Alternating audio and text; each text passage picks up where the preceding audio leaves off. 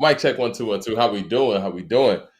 Checking in with the people. Happy Monday to everybody. A whole lot to talk about today, man. Hope everybody saw that Super Bowl last night, and I hear that Luca is performing with LeBron James tonight too. So we won't hold y'all too much.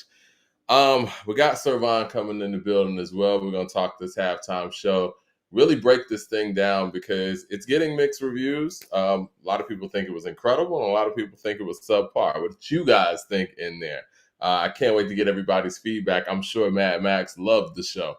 But first things first, man, I want to start off that, man, Supreme Clientele celebrates 25 years. Not today, it was a couple of days ago. But the people who have followed this channel and have followed, my conversations throughout the year, y'all know how much that album means to me. Ghostface, that was the moment for me.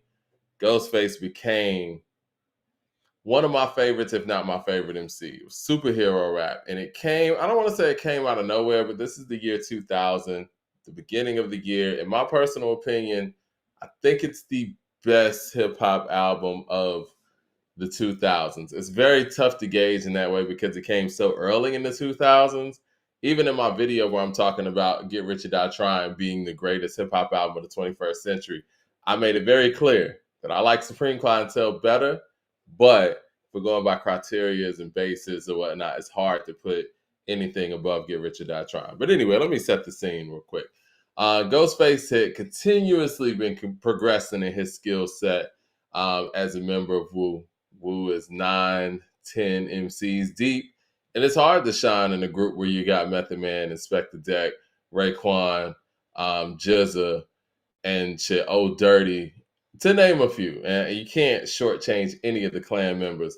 But what separates the clan members, in my personal opinion, if we're talking about individual greatness, it's those albums, man, and those solo efforts. Liquid Swords, Only Built for Cuban Links, which Ghost co-starred in. Iron Man, Return to the 36 Chambers, Old Dirty, Even the Pillage, Capadonna. And that first round of solo albums, Tikal too. We got to put Tikal in there. Tikal had I'll Be There For You and Bring the Pain. That first round of solo Wu-Tang albums, it's historic. There's never been a hip hop group, probably groups in any other genre as well, that were able to just file out dope album after classic from members of an individual group in the way that they did it with that first round of solo projects. And the second round of solo projects, from Old Dirty's Nigga Please to Immobilarity from Raekwon, they became different, even beneath the surface, from Jizza. It's like they were moving away from that gritty early 90s sound, and hip hop was turned into something else, and the clan members had to adjust with their solo projects. Well, here comes Supreme Clientele. This is Ghostface's second offering, and this is when Wu's sound totally changed. We're in the year 2000, late 90s, 99, because that's when the singles and everything were coming out. And Ghost comes out blazing, better than ever. Now, I remember him and RZA had to cover the source because RZA was executive producer of this project. Didn't make every beat on there, which I thought was it was a change for RZA as well, right? RZA was now being that executive producer that was going out there making sure that this cohesive project was coming together in the way that it needed to, as opposed to being the person with hands-on with all the beats. So they enlisted Juju from the Beatnuts to do one. They enlisted, people like Carlos Brody, among others, right? And of course, the people in Wu and that collective as far as production goes. And Ghost went out there and knocked it out the park. In my personal opinion, Supreme Clientele is a 5 mic effort. I think it got 4.5 in the source. The jump that Ghost made when he was already a great MC to where he was on Supreme Clientele. One of the things I say about Supreme Clientele, and in my personal opinion, if I'm ranking the Wu-Tang albums, I'm going to say Only Built for Cuban Links is number one. And if I'm being objective here, I would have to say Into the 36 is number 2. It just has too much on it. And then right after that, I'm going Supreme Clientele. And then I'll go Liquid Swords. And Supreme Clientele is special because the newness of Wu-Tang had kind of worn off, right? And this was about more of a longevity thing. And this was more about, being able to do something new and adjust to the times. We're going to be talking about adjusting to the times a lot on this show because that's really important, right? And what Ghost was able to do, not only come kind of with a new style, new flow, new approach, but he was rapping out of his mind. Now, many people sit there and say, they didn't understand what he was saying on most of the records, but somehow I understood it. Now, he has gone in interviews and said that, he was just saying things. But when you put these things together, I don't know, they make sense to me. Thumbs up in the chat. We got a lot of folks in here, man. We're going to talk Kendrick. We want to give proper respect where respect is due. Supreme Clientele being the classic it is. One of the big debates I always got into when it came to Supreme Clientele, not only what was the best song on that album, and just like Akumina, I would tell you a different song damn near anytime you ask me. But as far as today goes, we're talking about February 10th, 2025. I'm going to say Mighty Healthy is my favorite song, but I love One. Who didn't like it? I didn't like. Oh, y'all talking about the halftime show? I'm about to say, man, y'all talking about Supreme Clientele? It's blasphemous. Block them. No, I'm joking. But yeah, right now I would say Mighty Healthy, right? But one of the biggest debates that I would get into when it comes to Supreme Clientele is who had the best verse on Buck 50. And for the people who don't know, Buck 50 has Method Man, Redman, Capadonna, and Ghost on it. A lot of people say Redman has the best verse. Redman's verse on there is awesome. I love the collaborations that Method Man and Redman were doing in 1999 and 2000. They were killing everything. But for me, man, that Ghost verse, it's out of here, man. Jordan jump dunk like Clyde Drexler, all up in the parrot. Nose none, real as they come, big as Versace, Snow White Rabbit. Hands is like photographic magic. Funeral love, moving when we hug, don't make it a habit. Hit the gym for 2 weeks, my back all chiseled. Elbows unique, now meet the new me. See, that's the reason why I love Ghost and I love this album, man. Like, instead of him talking about, you know what, I went and worked out, I went and, put in some time in the gym. He said, hit the gym for 2 weeks, my back all chiseled. Elbows unique, now meet the new me. Ghetto Fabulous, Tone Atlas, Zulu Nation in the 80s in front of Bases. I start my own chapters. Tycho, Night Glow, Velvet Pose, Special Effects, High-Tech Armors, Mercury at the shows. Supercalifragilisticexpialidocious, dosisaliversagilistic Cali Super.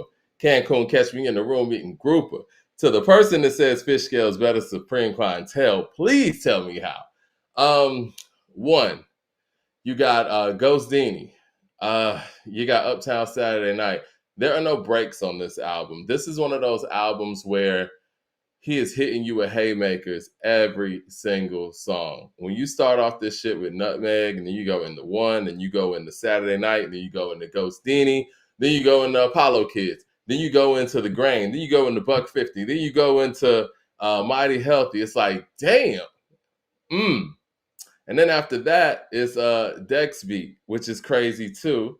And I feel like after that it is hold on. Because it's right. It's We Made It after that. Y'all gonna make me pull up the track list. Yeah, man. And then every single song, he is spitting bars. Jay Short's in the building. Shout out to the West Coast, man. Ha. Yes. Yeah.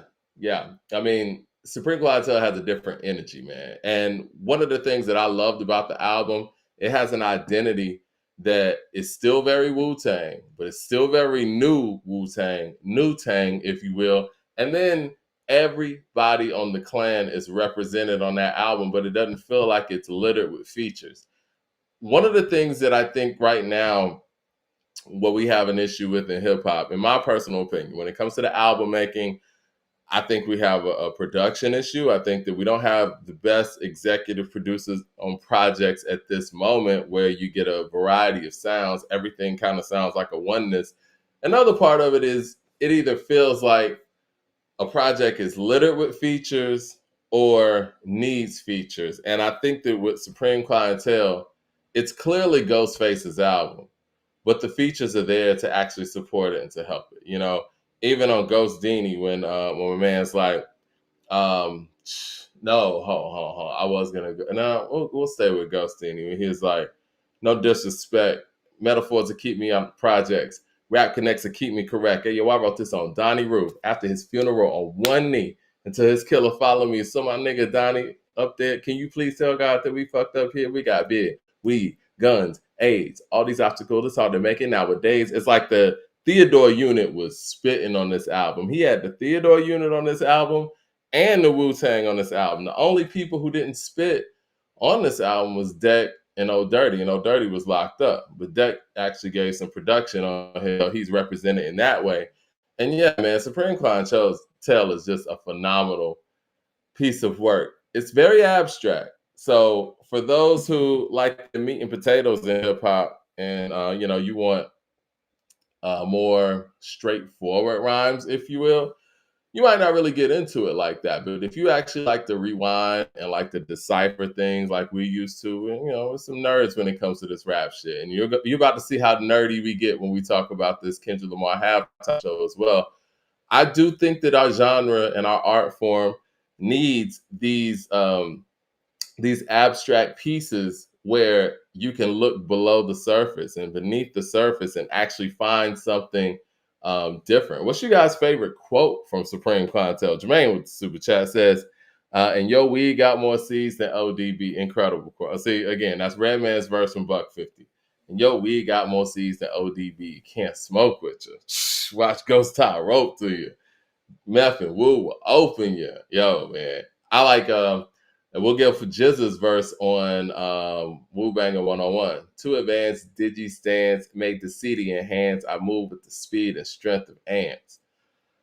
Man, yes, you got to go out there and check Supreme Clientele, or if you hadn't listened to it in a long time, go pick it up and, and press play on that joint, man. But Supreme Clientele is a bona fide classic. Should have been 5 mics. I think Wu-Tang got robbed of 5 mics 3 times. We talk about people who didn't get the 5 mic recognition that they needed. Wu got robbed of that 3 times. I think that Only Built for Cuba Links is a 5 mic album. Into the 36 Chambers is a 5 mic album, and Supreme Clientele is easily a 5 mic album.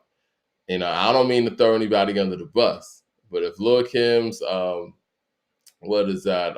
What's the name of that album? The Naked Truth, that's 5 mics. Supreme Clientele's 5 mics. If Bun B's Trill 2 or whatever that was got 5 mics, man, Supreme Clientele's 5 mics. It is what it is. I do think timing matters. And you know what? I'm going to be real. If The Blueprint and Stillmatic are 5 mic albums, Supreme Clientele's 5 mics. Supreme Clientele is better than The Blueprint and Stillmatic. And I'm just going to keep it real. Mad Max with the super chat says, Mike, I'm expecting you to actually critique that garbage Dot put out.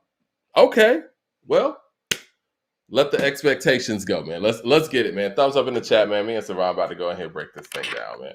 Saran, you in the building? Yes, sir. Yes, sir. Yo, what's good with you, man? How you doing? I'm good, fam. I'm good. I gotta get you on camera, man. I hear you. I don't see you. Let's see. We're gonna get that straight. Now, there we go. Yes, sir, man. Good to see you, man. And when I saw your message in the thread, I was like, Savon gets it, man. He gets it. It's a very interesting thing, man. I think Kendrick Lamar, for whatever reason, man, he disturbs people, whether that be in a good way, bad way, or whatever. But for whatever reason, he's very polarizing, I guess the word is. What are your thoughts on why people may have had a negative experience with? No, let me start here. How did you enjoy the game? And then I'll read what Time said, and then we'll get into that. Well, I wish the game was more competitive, but shout out to Philly because Shout out to Philly. Yeah, I don't want Kansas City to win. So I was actually going for Philly because I wanted Saquon to get that ring. Much love to be hot on the other side, but I seen a team that gave Saquon a boot and trusted in somebody else who couldn't even get them to the playoffs or even give them a winning season. And this guy went in there and put in work, and he was one of the major contributors to why they made it to the Super Bowl. So you know, it was a good game for me, but I do wish it was more competitive for it to be a Super Bowl, even though the team that I like that won. I'm a Jags fan. I didn't really have no dog in this fight. But Right. for Philly, what they was doing this season, what Jalen put in, what Saquon, AJ, all them put in, I think they deserve to be on there and they deserve that win. And they was a better team in my book. When I look at overall that team plus the output of KC, I feel like Eagles was the better team. For sure, man. And shout out to the Eagles. Shout out to Philadelphia. And congratulations to Philadelphia, man. Well deserved. Great team. Great overall effort. I mean, that defense was on Patrick Mahomes' ass, man. I don't know if the offensive line in KC was out partying too much in New Orleans or whatever, man. But I ain't never seen Mahomes have to run around from lack of protection like that.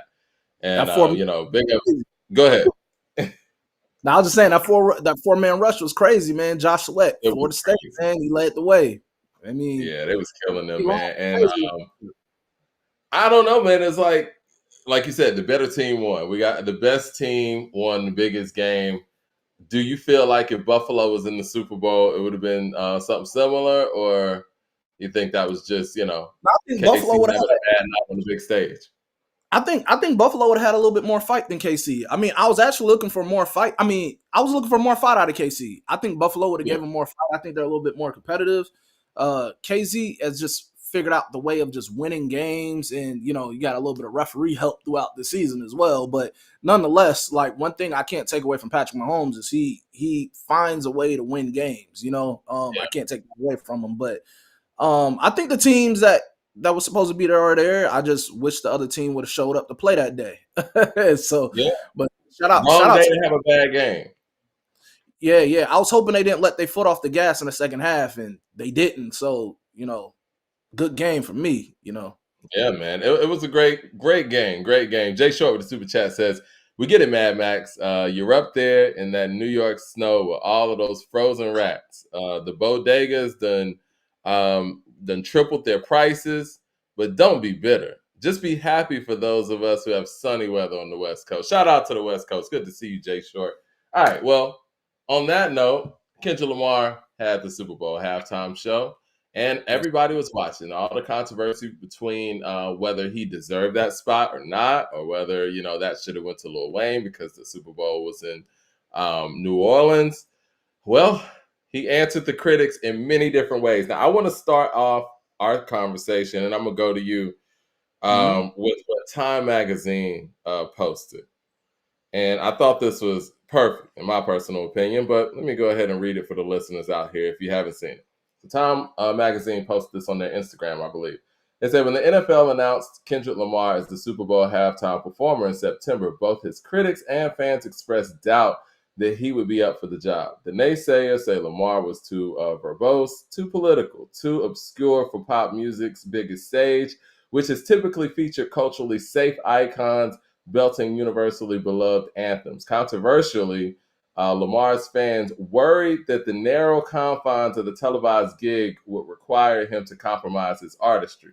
There seemed to be no way that Lamar could both win over the masses yearning for for spectacle, and his diehard hoping for a thunderbolt of the Pulitzer level genius.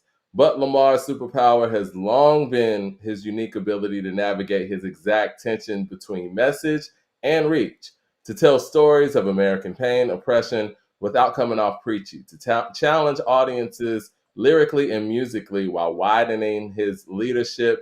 And on Sunday, this balancing act was in full display.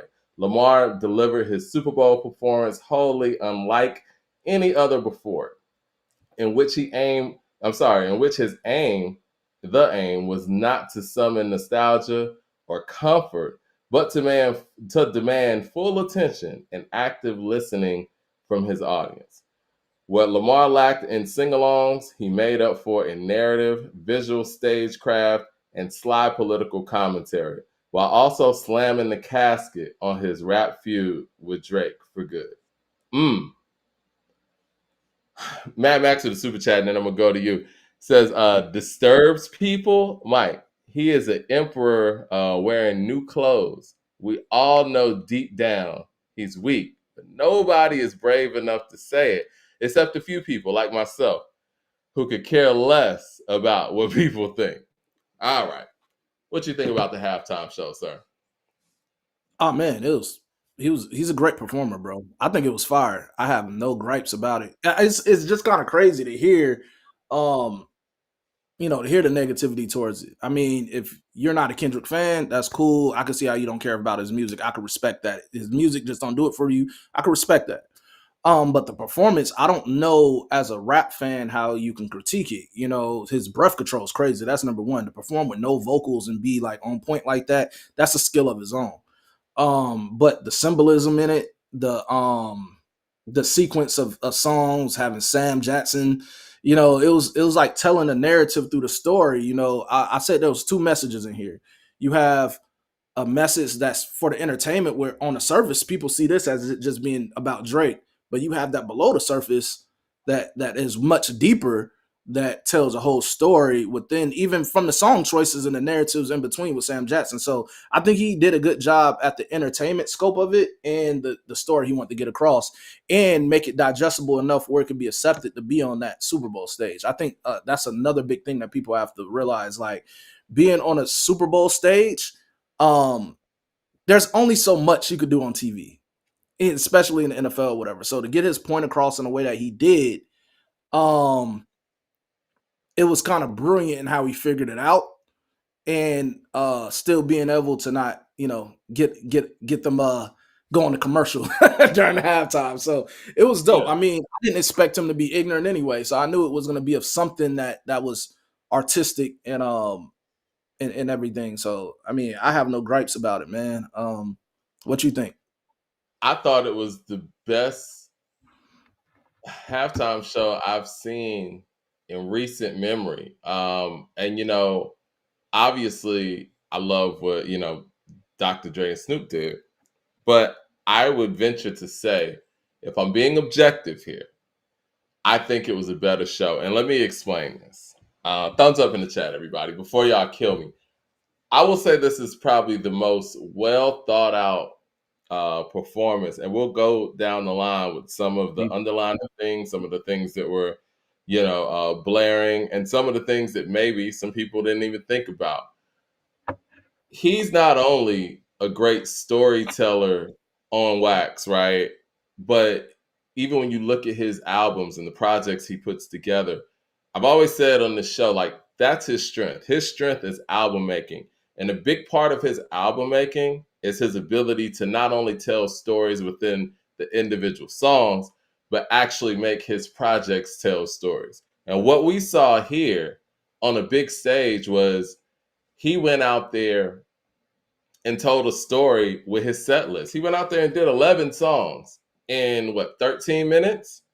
Found a way to put all of those things together. And where he fooled me, and I guess everybody else, whether they want to admit it or not, is we think of the Super Bowl stage as like, yo, you have to have these songs that everybody knows to be on this stage. And what he did was he said, you know what? I'm going to weave together pieces of my catalog that tell this story that I'm trying to present on stage and let people figure it out, right? Even him having the symbolism of, well, first of all, I'm going to start off with, it started off said, not play the game, but I think the whole theme of this is play the Yeah. game. So it started off with the digitized stuff that you see in the background in the audience. It was counting up to 100, like there was a game loading up. It's like start here, boom. It had the whole Squid Game layout, the whole stage that you had the kind of like a PlayStation controller. A lot of people are debating whether it was a PlayStation controller with the symbols or was this Squid Game. And it was a play on the fact that even the game that we're watching and the game that that is the game within the game, whether we're talking about him and Drake, whether we're talking about the hip hop industry, or whether we're talking about the individual athletes, that for the people who don't watch Squid Game or who do watch it, you know that you have the less fortunate or the poor out there competing for the entertainment of the rich, right? And I think this apropos, I mean, I don't know what the Super Bowl tickets were like in New Orleans, but I'm sure they were up there, right? He gets there on stage and almost like a performance, I don't want to say protest, but going against the grain right there in front of everyone's faces for their entertainment. Yet he's giving these messages, these underlining messages, if you're actually paying attention to what's going on. I mean, it's brilliant. Um, Max with the super chat says Mike is being objective about K Dot for the first time on this show. Yeah, man, I'm not listening. Not for the first time. Don't do me like that. Jermaine Johnson with the super chat says, "You're too loud, too reckless, too ghetto." Yeah, man. And so I'm glad you mentioned that. So obviously, Uncle Sam, who we all knew who Uncle Sam is, was actually Samuel Jackson. And then you got the whole play on Uncle Tom, where we know he played Steven in Django. If you heard To Pimp a Butterfly, Kendrick's referenced that, so that all makes sense. And it's like Uncle Sam is trying to reel him in throughout this performance because he starts off with songs that might not be commercially viable to that audience. He starts off with the whole GNX teaser snippet or whatever, right? Intro, and then he goes into Squabble Up, and then it's like, yo, play the game. You need to go out there and perform something that's more comfortable, basically. And then he comes in with Humble, one of his biggest singles, one of his most palatable records, right? And then he goes from that to another palatable record, but he's also kind of still protesting, saying that, I got loyalty and royalty inside my DNA. So it's like, I can't, and then it goes off kilter again with Euphoria, which I was very surprised that he, performed any of that, but he performed parts of it where it wasn't coming across as a diss record. Like people will say, okay, well, he was focused too much on Drake, but he wasn't. That part of Euphoria wasn't about Drake. That was really about him and who he is, right? Character-wise. Then he goes, and then before it's time to kind of come back to the palatable stuff, you still have Uncle Sam kind of narrating like, look, yo, you're going too far. Okay, that's good. And then after a while, he's like, well, fuck it. And then that's when, Not Like Us comes. And it's just so many underlining messages within this performance. It's very loaded. And one of the big things that I respect here is the fact that he found a new way to perform this halftime show where it wasn't done in a predictable light. And he's justifying why he got that spot.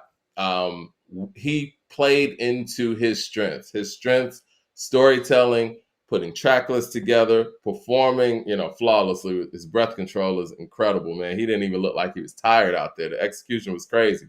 And we'll get into some of the, I guess, inner lining messages, I guess, once we kind of go, I guess, record for record. It's just so much in here.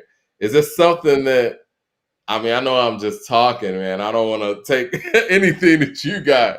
What do you want from here? Notes, man. I was definitely taking my notes on this one. Yeah, man. I watched it a few times. I don't know. Just surface level. Like I said, as a performer in the entertainment aspect, to see the story, to have Sam Jackson involved, from even having Serena up there was crazy. But I want to give the nod to him as a performer before we get into the deeper stuff. As a performer, I don't think as of this generation of hip hop, they understand how much work goes into being a true performer. Anybody can get up on a stage and walk around and have a bunch of dudes on the stage with them, and they just walk back and forth. But what it means to be a performer, they have it choreographed. You have the story that you're painting. Like, you don't have the background vocals. You're actually like a part of the choreography without you really dancing. Like, your own spot. Like, all of that is like an art of its own that should be congratulated and praised right now, because when hip hop got out of the stage where rappers were dancing and everything, you had to bring something new while still gauging your crowd. Certain people just had certain stage presence where they didn't have to do too much. Just their aura got the people like going. And there are some people that held the stage down well. I think like great performers for me is like DMX. It's like Method Man and Redman. It's like Dougie Fresh. I seen Dougie Fresh beatbox 5 minutes straight, not taking no breath. Like, and Yeah. still doing it at a high level now. These are guys that even T-Pain, he'll dance around and he's on point. Like Chris Brown, I know it's not much of hip hop, but just to shout him out as the much work he puts into performing, or a Beyonce, like hip hop and R&B, man, you just have to put much into your performance. Because when I pay my money to go see you, I don't want to go see you to just walk around and do that. You know, if I want to hear you just rap over your vocals or whatever, I could just go home and listen to this, because all you're doing is giving me, Doche, you I'm know. sorry not to interrupt you, but I was going to say Doche's performance at the Grammys, and I think this performance on this stage, it really has set the tone and to raise the bar for hip hop performers, after, here and after, because you have people who are just gifted performers. Like I feel like KRS and Kane are Mm. probably two of the best performers ever just because of their abilities, right? Their vocals, Kane's out there dancing, crazy breath control. But now You can we're still talking do about it a too. next level. We're talking about writing out a full script for the most part. You know what I'm saying? Like this is a full out stage play for the most part. Hold on.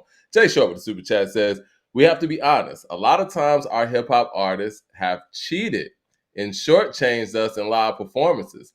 This ups the bar. He's saying what I said. Can't rap half a rap verse of a song with 50 backup dudes anymore. You can't, and that's real. And I love, and regardless of what people feel about Kendrick as an artist, or if you feel his music or whatever, like you said, from a ability standpoint and the aesthetic standpoint, you have to understand that everything that goes into a performance like this, it raises the bar. Would you pay your money to go see somebody who put this much into their performance and executed this flawlessly? Or Yeah. are you going to go pay to see somebody who's just going to walk side to side with a million folks on stage? Like, be honest about it. Yeah, you have to still be entertaining, man. At the end of the day, like I said, if people just wanted to hear you rap over vocals and you whatever, we could just go home and listen to the album and get better audio. You know what I'm saying? Like, and dope thing you mentioned Dochi, because she has a great performance. Like she has great Yeah. showmanship on stage. And like there's so many greats we can name. I know I missed a lot performance wise in hip hop, because I think Busta deserves some credit at doing that at a high level as well. Yeah, And sure. it's funny to see like him and 50 when they were like just joking and clowning each other, when he was talking about 50 stage presence, the arm Yeah. up and down every performance. And I've seen 50 a bunch of times, and he's not Yeah. lying. But the things that 50 say in between his performances kind of make it thrilling, because he takes some of that stuff he puts on IG and he kind of he says stuff. It's still shock factor his performance in a way, but to me that's still not in the realm of great performance. Great performance really takes thought, detail, and like effort into putting on an entertaining show in all aspects. And there's only a handful of artists that could deliver and do that, man. There's a lot of artists rap wise that make great music but did not have the stage presence. It's crazy. It's like when Jay was given a recount of account of seeing DMX perform, and that made him have to be like, hey man, we got to step this up. He said DMX took Yeah. you through a whole thing of like just upbeat, and he had the crowd, and at the end he had led Energy. prayer, and then people was like, you could just drop the mic out there. It's like, how am I supposed to go after that? That's what a performance is supposed to be. So Yeah. X would you go know, out there crying on stage, man, and it was real. See, the thing is, yeah, man, like a live performance is a connection with the audience, and X definitely, had that. Tupac had that too. It's like yeah, I never saw Tupac live, but when you see the footage of Pac's performances, like he has that crowd, like he has that connection with the crowd. Jay Short with the super chat says, with the Not Like Us video, Squabble Up video, and his performance, Kendrick has brought back the visual element of hip hop with his album rollout. Have to give him credit for that. And I do think that's important. We talk about people don't watch music videos anymore and things like that. Why would anybody watch a music video? I mean, let's just be honest. And he's giving you reasons to go back and really check the visuals.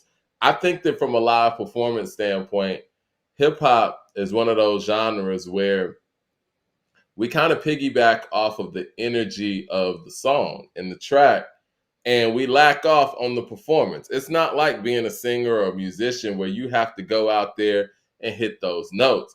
A lot of rappers have just let the beat drop and let you do the rest because the genre, the strength in those records is just so strong.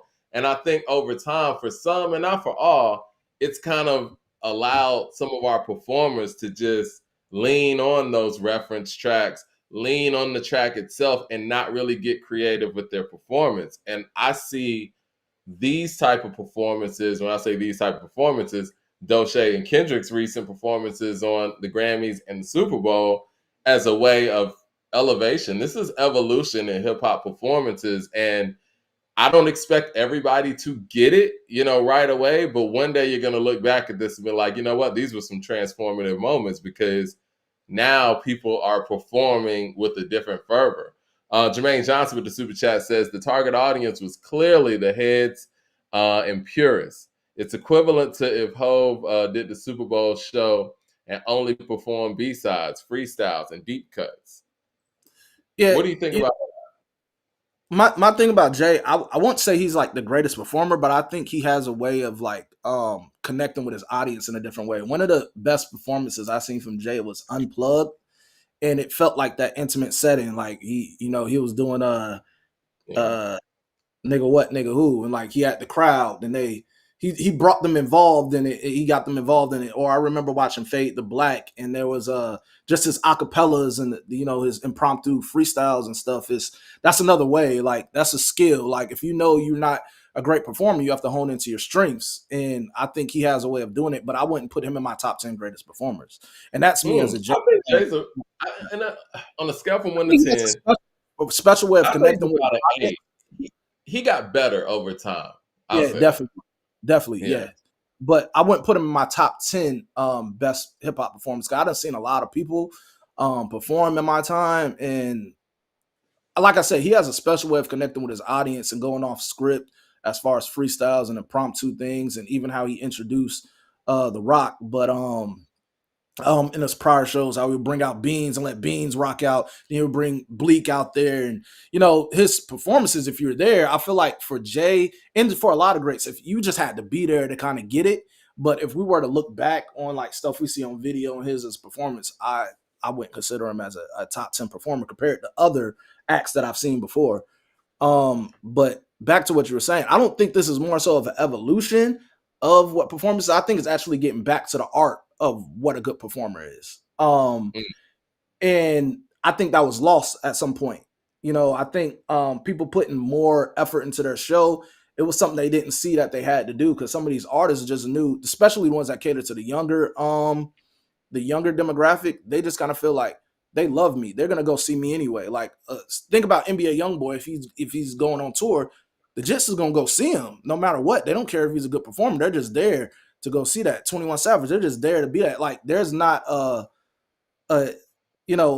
I guess a pressure or even a bar set for them to actually perform at that thing. It's like a lost art in performing. And and it's funny that it's like that with hip hop. Being from where it started off, you had to be entertained in the building grounds Yeah. of what hip hop was.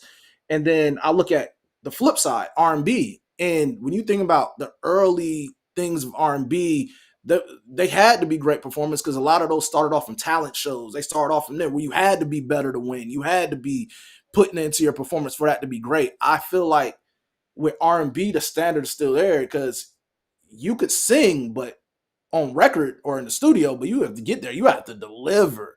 So I Well, think the even if you standard go a with little bit further back than that on R&B, your performance ground was the church. And, for many R&B artists, especially if yeah, you're talking about 80s and before that, and to stand out in church, you had to really sing. You couldn't fake that in church. you can. And yeah, and once that translates over to, the live arena, honestly, the adjustment for artists, I would say, I don't want to say the modern era, but let's just say 80s, 70s, 60s, really the adjustment was the studio, because the stage was second nature, whether that was church, whether that was, like you said, local talent shows. You had to do something to stand out. And I think once we got to the point where people were able to, record just based on their image, or, like they say, video killed the radio star, then the performance level started to be a little less important. And I mean, I do think this is a resurgence. And why I do say that it's an evolution, I say the evolution part because of the storytelling.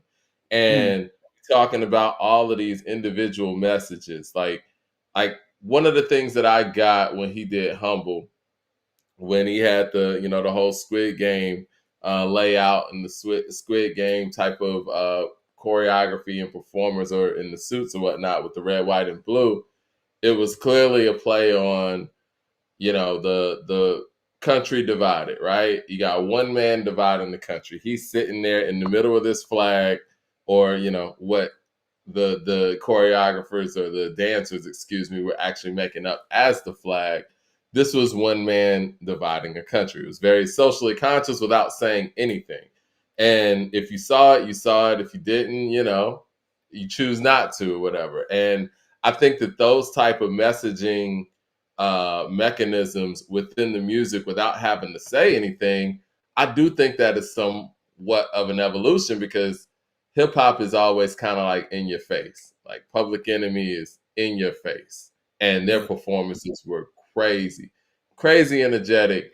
But this is something that you have to really pay attention to and digest. It's like I said, Kendrick's almost like theater. His albums are like theater. His albums play out like plays. To Pimp a Butterfly could be a play in itself.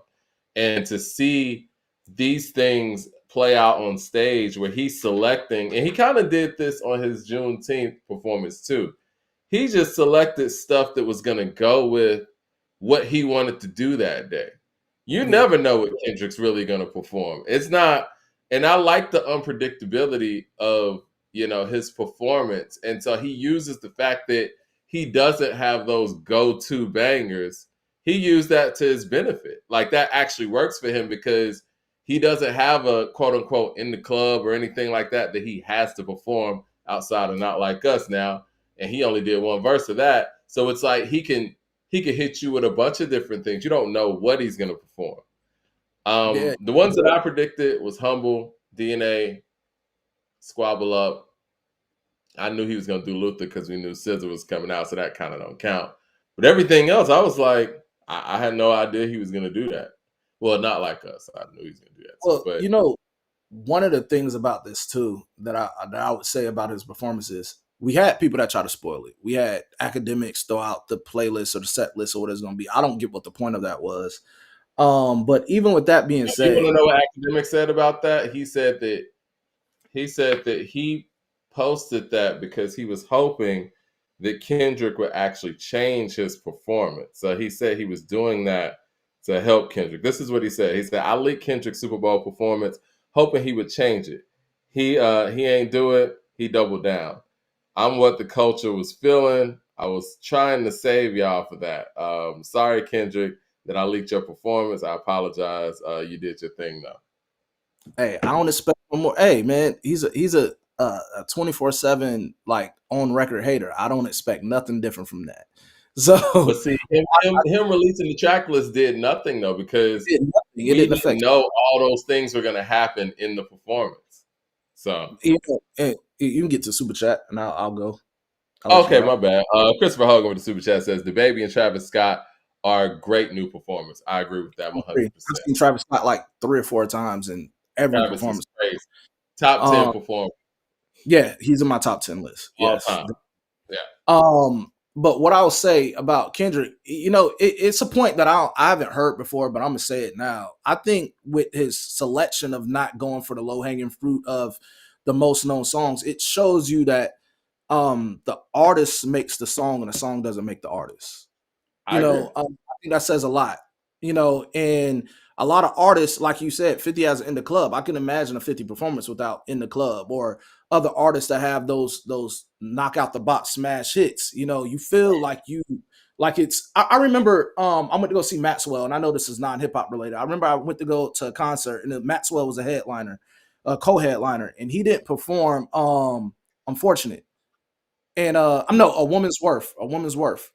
And people were like disappointed, you know. Mm, And I was like, well, man, he has such a catalog, but people want to hear that one song. I don't want that to be what it is for Kendrick. Like, oh, he has to perform this. I hope after a while he retires it and he doesn't perform it no more, because that's not a good sum up of what he is as an artist. I think he has more that he brought to the table and more that he has to offer as far as hits.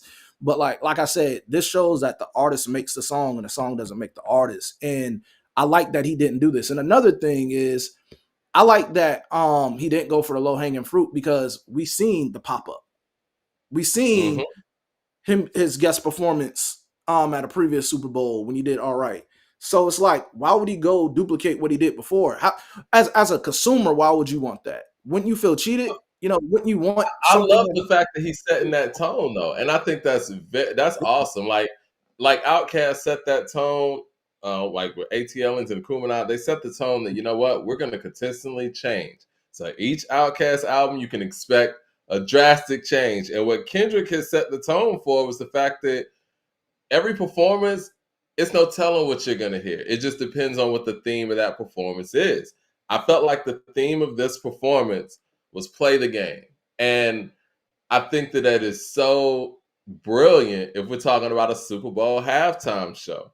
And however you want to talk about playing the game, that could be, you know, going out there saying the right things, doing the right things, whether you're at work or whether you're, you know, dealing with perfect strangers. But play the game was so apropos in this situation because players go out there, they'll say all the right things in the post game, they'll do all the right things in the media.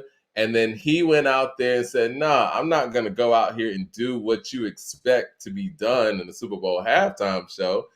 I'm going to go out here and do some of these records that fit my theme and fit what I want to actually present. And then you have, like, again, Uncle Sam, who is probably the imagery of the man or the hierarchy or whatever, telling you, no, we hired you to do this. And then he'll go out there and do Humble. He'll do Luther. He'll do the radio stuff. And it's like, you know what? Let me go defer again because I can't be contained. And I think that the way that he presented that and the way he pulled it together was brilliant. And then he was able to add the socio political stuff on top of that. And to your point, man, I mean, not like us, to be honest, unless you're just somebody who's a casual fan, was actually a blip to this show. I mean, really, it's not even a main focus, in my opinion. I thought it was going to be. I thought the approach of this show, to be real with you guys, I was looking from a traditional standpoint. I thought the focus of this show was to go out there and hit the crowd with his biggest songs and his most recent big hits too. I thought we might get Don't Kill My Vibe maybe, but we didn't get anything close to that. Now I will say that that A minor chain, I mean, that's brilliant too. I mean, it's just those are the little nuances that go along with it. And for the people who are out there that are following the blogosphere, or you know, you're petty and you just follow the talking points of whatever you can chatter about online, and you're not really about the music, he gave you something for that too. You know what I'm saying? Like, it was a full out spectrum, but I don't think that those parts took away from the overall brilliance of the story that he was telling on this stage. And again, I think when you're telling the story of play the game and people want you to play the game at the Super Bowl, I think that's just brilliant. Jermaine Johnson with the Super Chat says, I personally love the inclusion of the garden and the extra black imagery of Ho's brothers Ho's brothers standing together under the street lights with the dreads and the goatee. Oh yeah, Yeah, he definitely. gets I agree. The thing about this performance as well is, like, when I hear the negative critique, like I said, if you're not a Kendrick fan, you're not too much of a follower of his music or whatever. If you have opinions that's not so great, it's cool. I'm not mad at it. I understand that music is like it's art, and not everybody's gonna dictate or look at your art the same or view it as being as quality as others. So I get it, but the negativity of people that watch it just to have something negative to say, I don't understand it, because if you really love hip hop in its essence, there's some artistry in here from the building grounds of hip hop, as far as the performance, the storytelling, you know, just there's a lot of elements that went into this that's from traditional hip hop, and I feel like Mhm. when people are saying, or if it's the only complaint is his hits, then that shows that he did a good job. If that's the thing, if your only complaint is he should have did hits, he should have did hits, and I guess I even take that a wrong way, because like, people are saying, oh, well, basically just dance around and be entertaining. That's like somebody telling LeBron to just shut up and dribble the ball. You know what I'm saying? He's more than a rapper. He's an artist. And this was him delivering his artistry. And that's up for us to determine how we visualize it, what it means to us. So I just don't get people that just have those negative comments, especially when you're black, because there was so much symbolism and stuff for us in there. It's like, man, what's going on, man? I can see if you don't like the music, but at least appreciate the symbolism and the things that he putting in there. I mean, I just don't get Yeah, it, man. It's kinda like because we always talk about people not being aware enough and people not taking it there. You got somebody who went out there on the biggest stage and was able to do it in a way where if you get it, you get it. You know what I'm saying? And you got to respect that.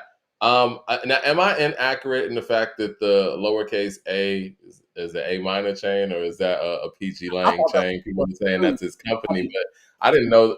Could be I didn't that know too. that PG Lang's logo was a lowercase a. I've never seen that. I gotta go back and look, man. I'm not too sure. Yeah, So 'cause I don't want to spread any rumors out here, but I've never seen the logo. Um, that was dope. yeah, Like I said, man, if we leave this and everybody is just taking from it that it was just about Drake or that it's that he didn't perform most of his hits, and I'm like, this is a successful performance because I can't. I'm not going to spend my time trying to convince people that don't want to see from over the surface or below the surface anyway. Man, it's like you're going to be where you're going to be, and that's just who am I, bro? And like I said, I think there's a lot of hate that go to Kendrick because what he symbolizes and how certain people speak about it, they look like as if he's looking to try to be a leader instead of just him just being an artist that has a voice and utilizing that voice responsibly. Um, I think the number one thing is we got to stop looking for a leader. I believe in each one teach one. I don't believe in yeah, us putting all of our stuff into a leader and having them, lead the way because we see what happens when our leaders when that happen. But I believe in each one teach one. Some of you have some knowledge to share. You give it to the next person. You get that game to the next person and see how farther we get as a people. So I yeah, feel like when he's delivering messages, whatever, he's just using his art as a vessel like most people that gets in front of a mic should do. Every time you step in front of that mic, you have that platform, you should be responsible with what you say. And even myself or others, sometimes we haven't been the best at delivering those messages. It wasn't that the intent was in the wrong place because I know people that do shows or do things and some stuff is just shot factor, some stuff is just empty rhetoric to get followers or just saying something to just go be contrary, go be the contrarian or the antagonist or whatever. So I get that, but I also believe that with us even correcting our wrongs in media, I think it's a extra point and effort we need to go into is being responsible whenever given a platform to speak to a wider group of people. Because man, we shouldn't take this for granted. Because people fought for this. People fought for to have these voices that even led to us being able to do this in the arts. And if you're truly a hip hop head, you should appreciate this. I'm not saying you should love it. It's not the best thing since sliced bread, but at least it should be an appreciation for the substance, for the content, for the effort. You know what I'm saying? Like a lot of rappers can't deliver you the same thing all in one. It just can't happen. yeah. They have to rely on those hits and that low hanging fruit to get them by. He kind of showed that he didn't have to rely on that. And I think that's a statement within itself. Yeah, and some would say, and I've said this, that Kendrick does lack, the bangers that maybe some of his contemporaries that are rated as high as him have. But what he lacks in that, he he has that catalog where he's able to piece different parts together and tell different stories, like he was able to do on this stage. Let's talk about the people who say that this was too much about Drake and that narrative. Well, let me get Jay Short with the super chat real quick. He said it's funny when he could talk about his hits, but a lot of these songs from other rappers you guys think are hits, no one outside of our community or in Middle America really know them like that. That's true. We got to get outside of our bubble sometimes because when you really think about it, Kendrick does numbers, even on records that we don't consider to be, bangers or whatnot. But yeah, for the people who said that this performance was too much about Drake, um, what are your thoughts on that? And do you think that You think that was handled properly on this stage, or Yeah, I do. I think it was just like the cherry on top for. I mean, honestly, when we're thinking about great rap beefs and what happened, and we see what the climax is. I think there's no other rapper that's had a better year and climax to a beef like this. You know, if you got one, educate me. But I've never seen somebody that ends a beef like this in such a big fashion. yeah, Um, so it's like a great like hurrah. Like he can go out if he wants to, but I still think he has much ground to cover. And I think his story is not done, honestly. And I would hate for it to be done if it's just this is what we're gonna sum it up to. But yeah, he great definitely moment.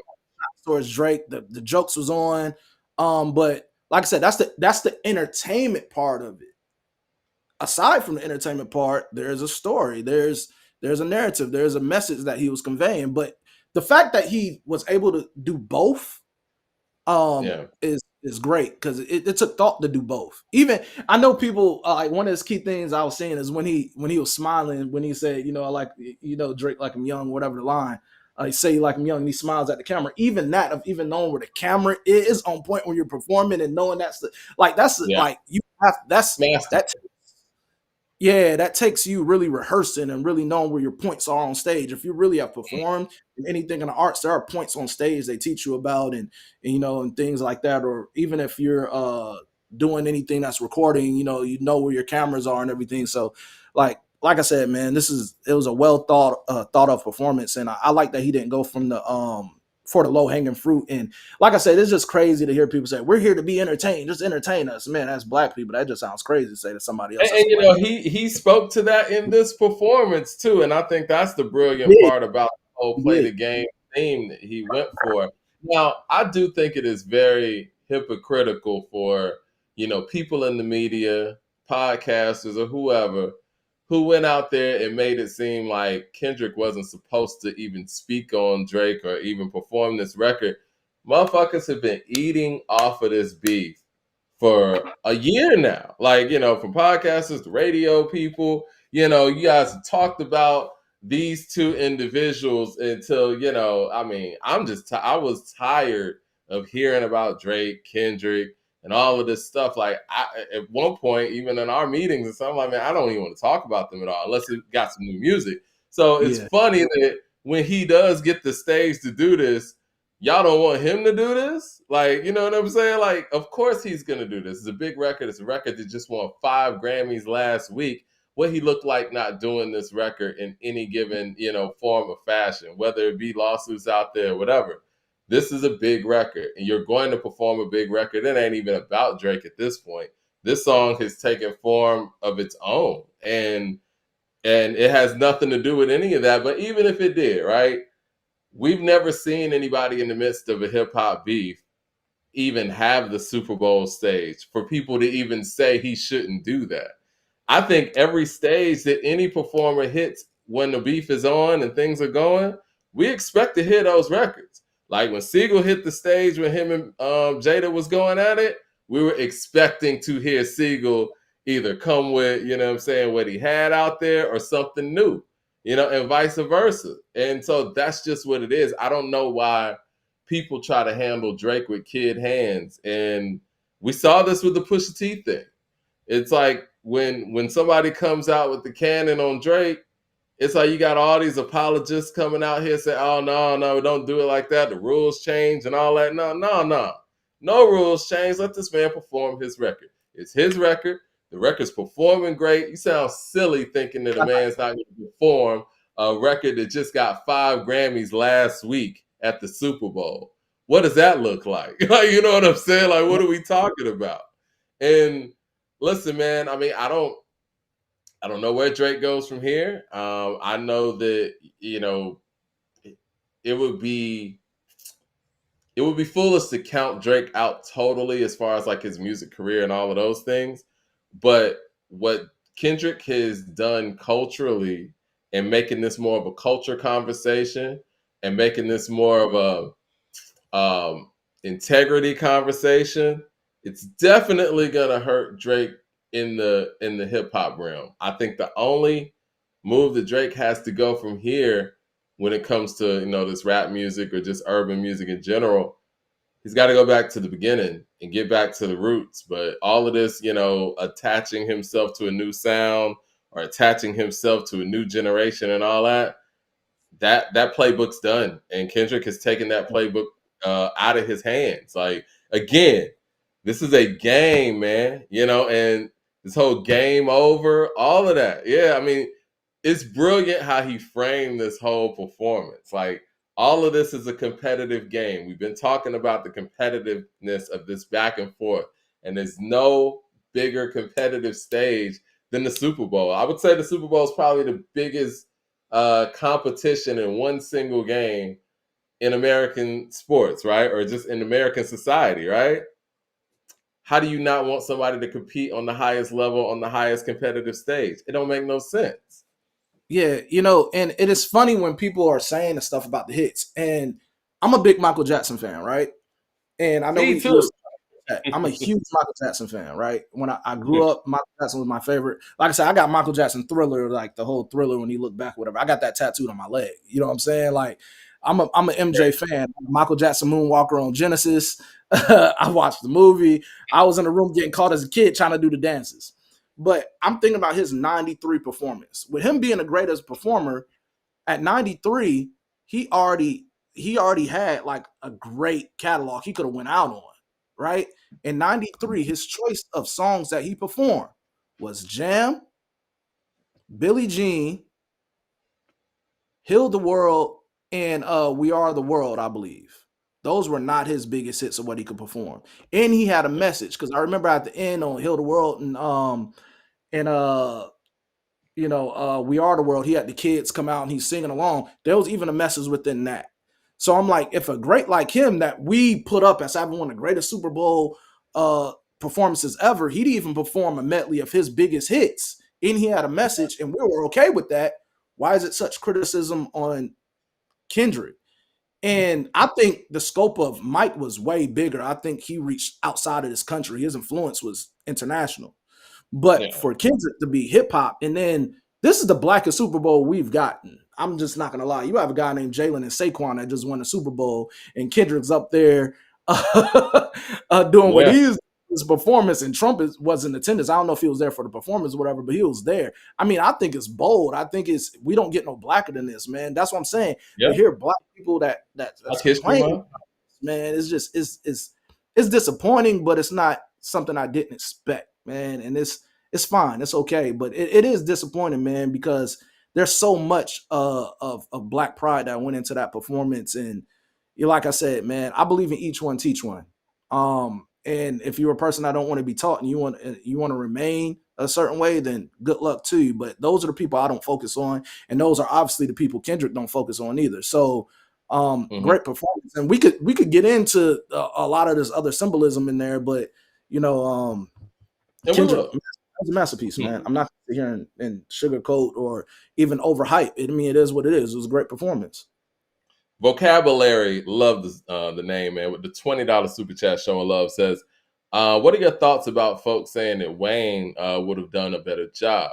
I think people wanted mixtape Wheezy, but you can't do that on stage. If it was Wayne, though, name 5 songs you would want to hear. All right, so I'll start with the top part of your question. I think that what Kendrick did in this performance, he separated the folks that just want to be entertained from the people who actually want a little bit more from their performances, right? And so for those who don't want a message, and that's fine. I know, nothing derogatory towards that. For those that don't want a message, those that don't want to think about a performance, those who don't want to see anything new, and just want nostalgic bangers and whatnot, yeah, I could see them still wanting Wayne to perform. Wayne's an interesting case, though, because Wayne is so removed. We got to be honest here. Wayne is so removed from his New Orleans roots when it comes to his superstardom. I don't know if people who say they want him to do the halftime show want him to be New Orleans Wayne or superstar Wayne, right? And I don't know if you can mix those two in a set unless you break those things up. And there would be a lot of features going on there. And you said 5 songs. So I'm just going to take the New Orleans Wayne side of it, right? If I say 5 Wayne songs to do at the Super Bowl, I mean, shit, I guess he got to do a Millie, right?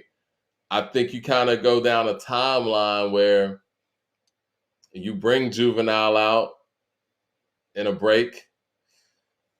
I don't know. And those ain't even his songs, though. I don't know. That's a hard question.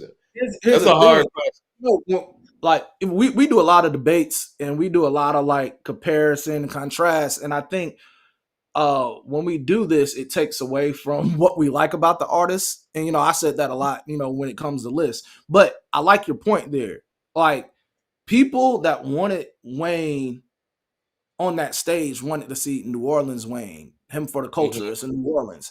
And I think they would have still even been disappointed because that's not what you're going to get on that bigger stage all the way. Nah, You might get a little fraction of that. You might get him bringing out the Hot Boys, but let's be honest here. I don't think the world is aware of the impact of the Hot Boys and the stuff that was dear to us, with being Cash Money fans early on. but the thing is, though, and not to interrupt you, he's not the star of Cash No, Money. You not know what I'm even. saying? Like, if we talking about Cash Money Wayne, this is more about a Juvenile, a BG show.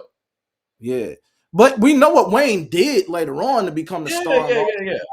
thing. But like, yeah, we're talking about if you want to keep it in New Orleans, then yeah, you do have a point. Like I told you, I was talking about this on the Cash Money versus No Limit show we did. And I was like, at that time, when it was keeping it New Orleans, Wayne was 4th on that list. Mm, We could interchangeably say who's number 1 between Juvie and BG. Me, I think Juvie was number 1, yeah, BG, I agree. Turk, and then Wayne because people love Turk. People People love love Turk. I, People love Turk. I think that's a people good do. one, man. I would give the nod to Wayne because of work ethic and bling bling. But if you say Turk, it could be revisionist history on my part because I do remember being there. People did love Turk. Mhm. Yeah. And But it so was it's like Turk and Wayne. They were kind of like intertwined. They were like Method Man and Redman or something, you know? yeah, there's great music came from that. There's stuff that they did. Like I said, I'm a fan of No Limit and Cash Money, and Wayne was I was a fan of Wayne. But let's be honest, I don't think Wayne is a shell of what he used to be. He's not in his prime no more. I think he still got it rapping wise. I'm not going to sit here and say he doesn't. I think he could still rap at a high level. But as him getting on that stage and performing on that Super Bowl stage, I just don't know how that would have looked, man. I think he would find a range of what songs to perform, but I just don't know how that would translate as far as entertainment. Because I watched the this tour or his festival, the Louisiana joint he did, and it was dope Hmm. nostalgia wise to see like him and the Hot Boys and all them on there on stage. But overall, that like his performance wise, like I said, besides the nostalgia, I don't know how it felt leaving that versus when I leave a Kendrick show. Um, I don't know. I don't know, man. It's like I would love to say he would possibly put on something decent, but that's again, I don't know. I don't think if he could have been up there on the bar for what Kendrick did or any other great performance, I just don't see it if we're being objective and honest. Yeah, the truth is, yeah, Kendrick put on a better performance than what I believe Wayne would have put on. Black Wealth and Power with the super chat says most black people aren't pro-black, so the criticism doesn't surprise me, especially coming from us. I like I said, I don't know exactly. He exceeded my expectations. I will say that. And for those who feel disappointed, I would, I would, uh, I would wonder what your expectations actually were, because again, what he did was he dug into his bag and actually found ways to tell stories with his music. Now, I will say this because I watched the game with my dad yesterday. My dad came over, I went and got him or whatever. And we, what I'm saying, watched it over here at the crib, me, him, and Dana. And he didn't know what was going on when Kendrick was on the field. This rapid fire spitting and all that, like, I could see how a generation just doesn't connect with that because Kendrick does spit and he spits fast. And usually when you're presenting to such a broad audience like that, you do want your lyrics and your flow and your melodies kind of dumbed down where it could be, captured universally. So I will say that part of it. If that is a criticism of it, I think that is a valid criticism. But other parts of it, man, I mean, like you said, you got to at least respect what was put into it, even if some of these songs aren't your jam. Like, I mean, these ain't my favorite Kendrick songs. I'm looking at this list, man. We got Yeah, the GNX teaser snippet. You got Squabble Up, Humble, DNA, Euphoria, Man at the Garden, Pickaboo, Luther, All the Stars, Not Like Us, TV Off. I'm not a big fan of Pickaboo like that. You know what I'm saying? But it made sense in there. TV Off closing was dope. That was crazy. yeah. Good ending. That's crazy. I mean, again, it just fit with the whole story and the whole scope of it all. But yeah, I mean, right now, Jay-Z and Roc Nation, they are looking like champs, man, because they made the right pick. And for those of us, myself included, I won't absolve myself from this, who wanted Wayne over Kendrick, that would have been a mistake. It would have been a mistake to not capture this moment in 2025 because let's just say Kendrick did the Super Bowl next year. It's not the same. You know what I mean? Like, he's coming off of the 5 Grammys for Not Like Us. This was the time to do it. This is the project to do it. This was the performance to do it. This was the Super Bowl to do it with, Jalen Hurts and all that. Like, this was the moment. And they captured this moment, and Jay-Z and Roc Nation are looking like champs right now. Yeah, they The have. Racing Super Chat said, Mike, the expectations are to be criticized. The Yeah, expectations are to be criticized. I mean, I know what he Morgan, means. oh, go ahead. I know what he means, but my bad. Like, but I know what he means when he says that. Mhm. It's like, yeah, anything you put out there into the public, people have their right to give their opinions on it. Like I said, it's Of art. course. You put your art out there publicly, people have their right to look at it and engage what they feel about it or whatever. But um, there's a difference between criticism and just hate. Like I said, there's always Yeah. constructive criticism or criticism, period. But hate is just hate. Like if it's hate without no logic behind it or anything that makes sense, I can only take it for what that is. Well, If you it's say, like if you just have nothing good to say about a yeah, performance like hate, that, then it comes across as a little bit like, come on now. You know what I'm saying? Like, Christopher Hogan with the Super Chat says, who should be the next rapper to perform at the Super Bowl? Come on, Jay-Z, man. Let's do it, bro. Let's do it. if it's not gonna be a Jay or even Nas or anybody that's in the legendary status that's not current, I don't know if I want to see another rapper again. Like 3 years. What was it? Well, how many years in a row? Who It was was. last year? I thought last. Damn, when was Dre and Snoop? That was the year before The year last. Who was before. last year? Help us out in the chat, guys. I know y'all know off top. And I think that's sad that we don't know off top. Yeah, yeah. But I'm not even gonna look it up. I Yeah, want y'all yeah. to tell I know because I know Rihanna was Rihanna. It wasn't Rihanna it. because I think that was before the Dre and Snoop. It was Usher. Oh, it Yes. was Usher. Yeah. Yeah. Usher was a I'm good sorry, performance. That's our bad. Hey man, look, Usher. I I hate smoke a to lot. say it, man, but the Usher performance was dope. It was cool. Yeah, I'm not gonna say it was forgettable, but it might not have been the stage, right? It might not have been the stage for Usher, but yeah, it was Usher. The Damn, only it was the a great only performance. that was a good performance, but the only thing that man that kind of killed me with the Usher thing, I thought he was gonna give us another like Confessions like R&B album.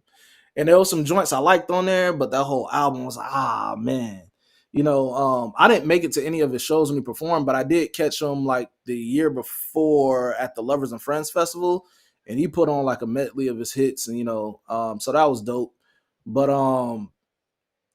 yeah, I hate to say this, and no, elephant in the room time, similar to the Janelle Monáe conversation we had last week, because mainstream media won't give Chris Brown the stage. Other people who are quality performers have to suffer. You know what I'm saying? Like, yeah, we shouldn't have forgot that Usher performed, but the truth is, Chris Brown should have a Super Bowl halftime show. He yeah. should. I know Kanye said he's gonna do it next year, but Kanye's saying a lot of things these days. I don't I don't I think don't that's think I don't think Kanye would be allowed up there because, you know, like I said, even with Kendrick, even with his symbolism, what he said or whatever, it was still digestible and wouldn't get you X out of TV. With how Kanye's acting now, there's no telling how off script he'll be or what he'll say on that stage. And I don't think the NFL would love to take that risk on him. I don't think Jay would like to take that risk on him.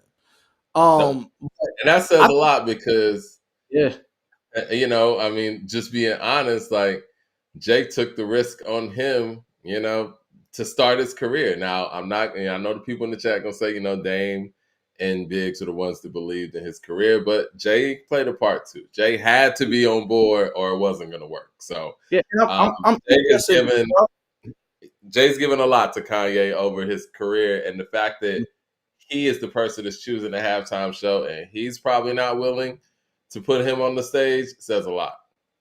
I just really want to know like who, because Jay just resigned with them too. You know what I'm saying? So he has Yeah, an extension on Rock Nation working with the NFL. So that's the thing about this. Like I didn't expect Kendrick to be the one. I didn't. You know, yeah.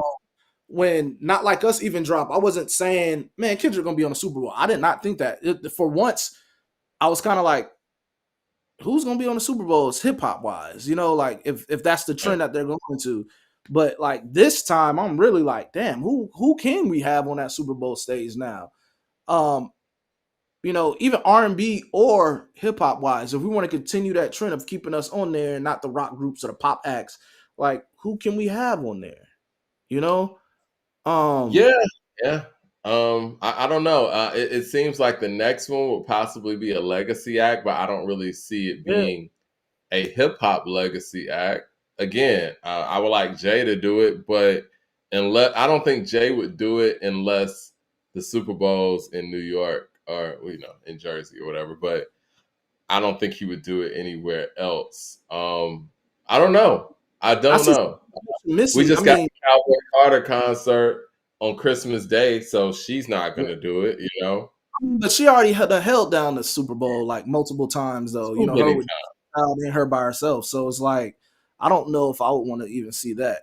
She's an amazing performer, but I don't want to keep on seeing her on that Super Bowl stage. I think we need to give somebody a new look. And like I said, people are mentioning Missy. Missy's one of my personal favorites, and I believe she has the stage presence and the music to complement. I just don't know. It'll have to be a history lesson because I don't know if this newer generation would appreciate Missy as much as we would. But that would be a great stage to give people a history lesson and go and visit that catalog again. But I think there has to be something else in addition with that Missy one too. It'll I would probably love. be Taylor Swift. I could. I wouldn't. You know what? At this rate of her popularity, and the fact that hip It's hop is the held, time. I don't think I would be mad at it, bro. I'm not even gonna lie. Yeah, it's I wouldn't time, be mad. man.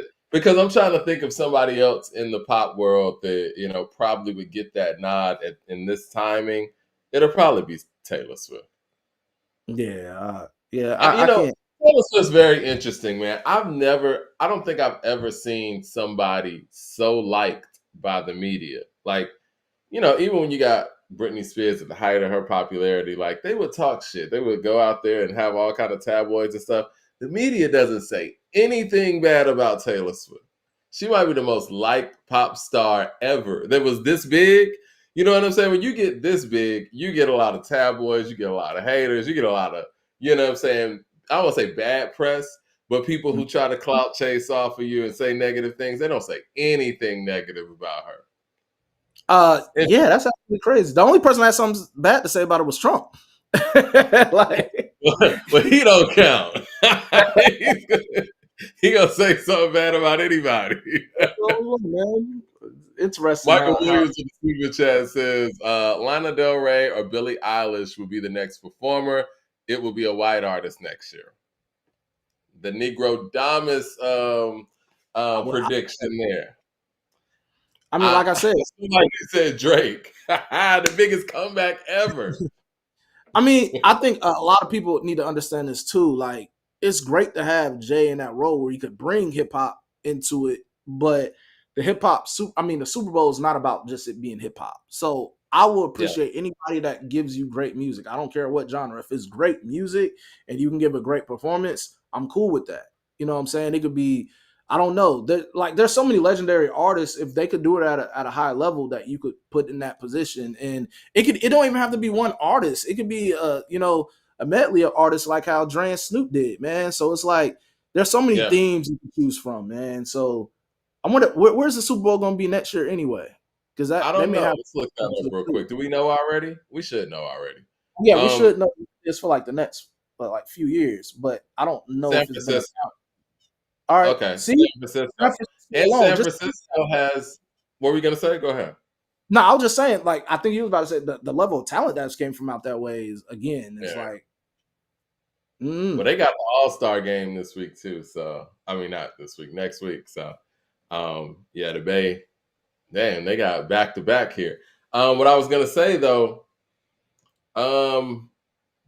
he not only raised the bar for hip hop performers. I think anybody who steps on that stage next year, it's gonna be different, man. Like again, when you have somebody who is this big who doesn't have to perform their biggest records on the biggest stage, that changes the rules a little bit. You know what I'm saying? Like now artists who are huge, like you said before, this is more so about the artists on the stage as opposed to about the songs. Because what the Super Bowl stage has been before, with the exception of Michael Jackson, he was, quick history lesson. Michael Jackson was kind of the first real big performer on that Super Bowl stage.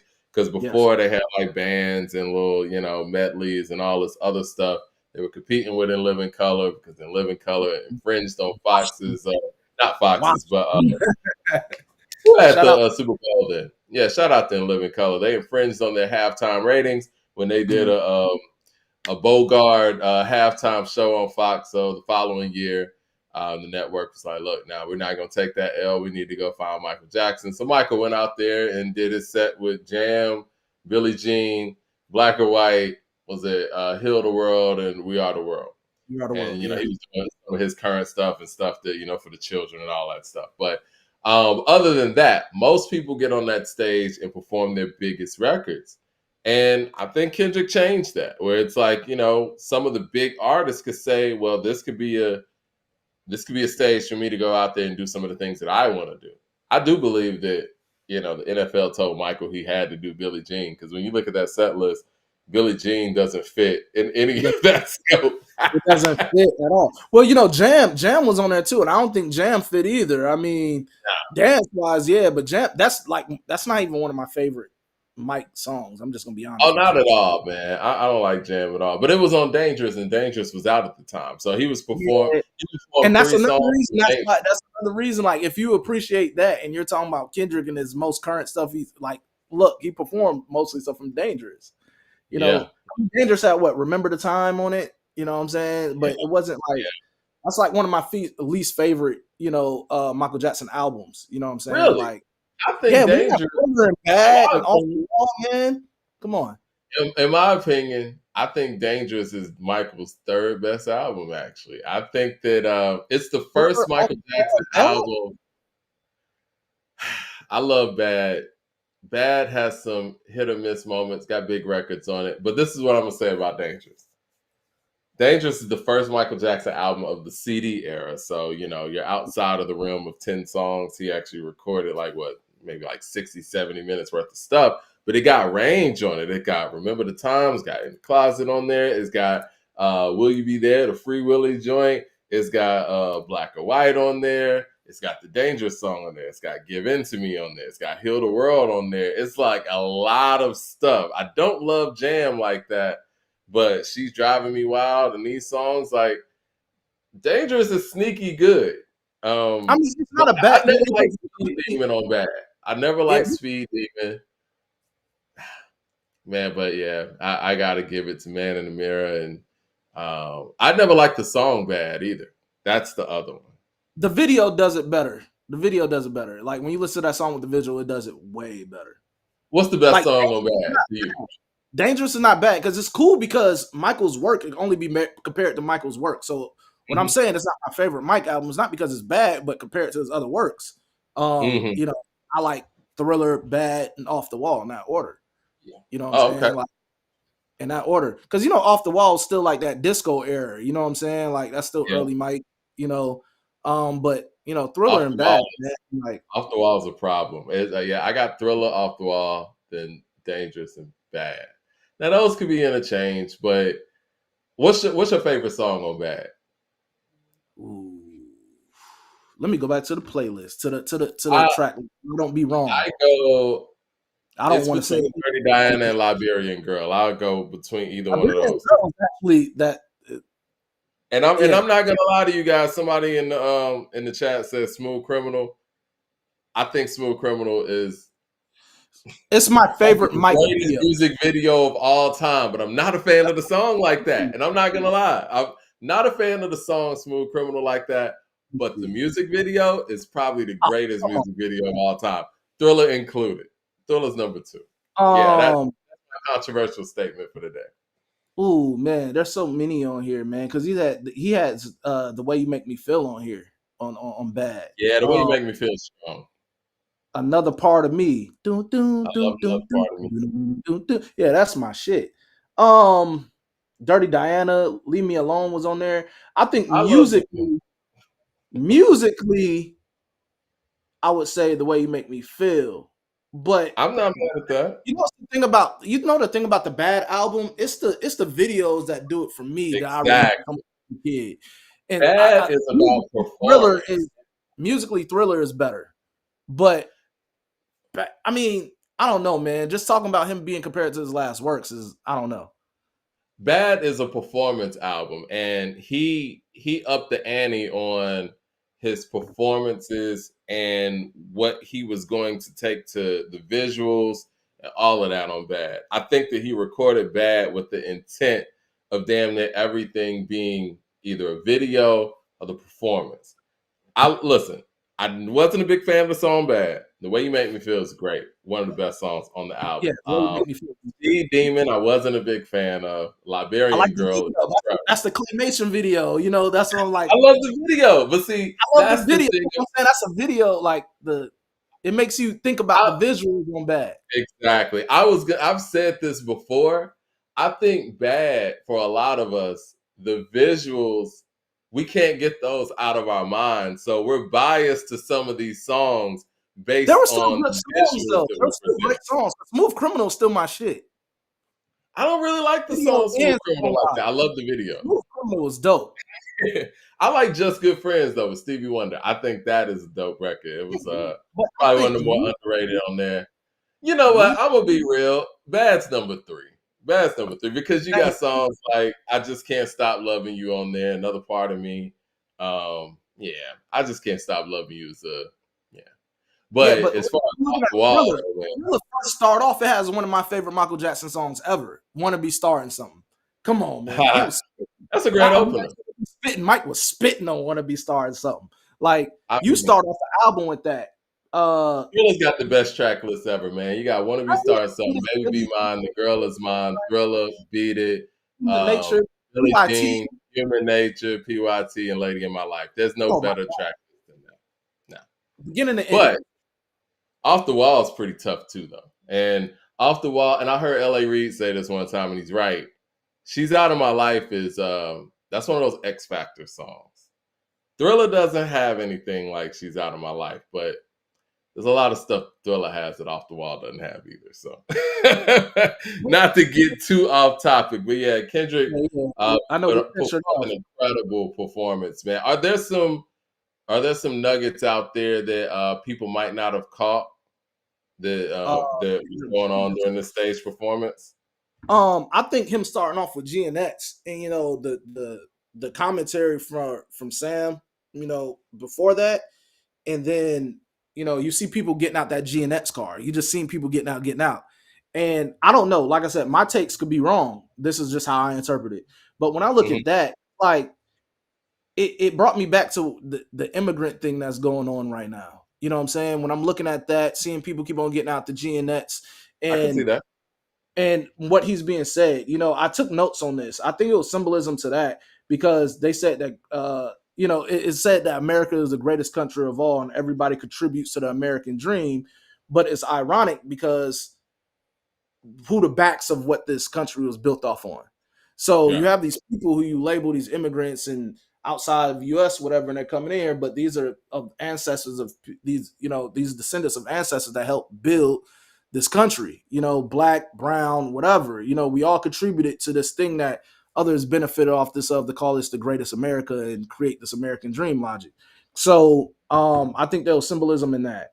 One of the other things to me was you had black people holding up those flags, holding up the colored flags, and it goes into the American flag that symbolizes, not hip hop. I love hip hop so much as in my vocabulary right now. It goes back to saying that, this country was built off the blacks of us. If you're talking about America, we are America. If that's the case, we helped build this country. We contributed to this. So I think that was a statement of his own. He said, going in to squabble up, the revolution would be televised. They picked the right time, but the wrong guy. He goes in to squabble up, which was kind of like dope in transition, that fight back. Yeah. We out here to reclaim what's ours in a sense. And, after that, Uncle Sam telling them, hey, it's too loud, too ghetto. And he asked if Kendrick know how to play the game and told him to tighten up. And it goes into be humble. Now they're telling you, hey, you need to humble yourself now. Like, we're often told to fall in line and humble ourselves and, don't be, that or whatever. Our voices is always constantly trying to be canceled. Our leaders constantly being canceled. So I thought that was something in symbolism of itself. Then it goes into DNA, the lines itself. I got royalty in my DNA that tracks back to us. We know there's royalty in our DNA. We didn't come from just being slaves and being oppressed. We were once of kings and queens. So in that nature of going into that, not only did our people help build this country on our back, but we came from something that was way more extravagant to which I amount us to be, and acting like we don't have a great history within ourselves. So just recognizing that that's within our DNA, we're that runs through our veins of those ancestors. Then he goes into I deserve it all, which sums it up, man. Look, we helped contribute to this. We helped build this. This is my DNA. We deserve what you guys are oppressing us from. We deserve it all. Our ancestors helped build this country on our back. Yeah, we deserve this, man. We deserve what we've been oppressed and been helped from for all these years, in a sense. Then, it goes into Uncle Sam saying, you brought your homeboys with you, scorekeeper, deduct one life. I've never seen Squid Game, so I didn't know that's what that deduct one life was from. So I interpreted it different. To me, I got it as saying, oh, yeah, you got your support. You got a leader, but we can get rid of that leader. So damn your influence. Because, oh, you got somebody to stand behind. You guys feel like you're doing something. Boom, we'll take them out. Well, we know there's a history of our great leaders being taken out. No matter what their individual personal flaws is, what they stood for and what they did for the people, anybody with a voice that was behind leading the way for the civil rights movement into just rights as black people as a whole, they've taken out every single leader. And I think it was dope that he goes into Peekaboo, because if you look at the dancers assembling in Peekaboo, you see the multiplication of people. You see, in a sense, they're popping out in numbers that you could take away our leaders, but we're still here and we don't die, we multiply, in the sense of that. So I thought that was dope. Then they slowed it down, took a smoother approach, and went into Luther. You see, he goes into all the stars and everybody's moving in unison. And if you look at those dancers, it's not majority black dancers now. I seen Asian women in there. I seen different races within that's marching in unison, but it's a quieter, different approach. And men and women doing that peacefully, but it's looked at as falling in line and not as upsetting and ruffling of feathers. But then you have Uncle Sam that says, nice and calm, and then he's interrupted by not like us. Yeah, you thought shit was sweet when we assemble and we come in here and we do this together. It's no longer fall in line. Now we have the power and influence to do something. And Kendrick calls out that cultural divide, and he says 40 acres and a mule, this is bigger than music. And then he goes and says they tried to rig the game, but you can't fake influence. After multiple times of our culture, being like, or our history being erased, and multiple times that you have taken out our leaders, and we're not standing for that shit no more. Like, this is that, we are we're coming back to get what's ours, and we know there's a cultural divide. And we, even speaking to his colonizer points and stuff of that record on that last verse that went against Drake, this is why I say this is what's beautiful about it, because he has a little sub disses to Drake. You know, he had the thing we talking about suing.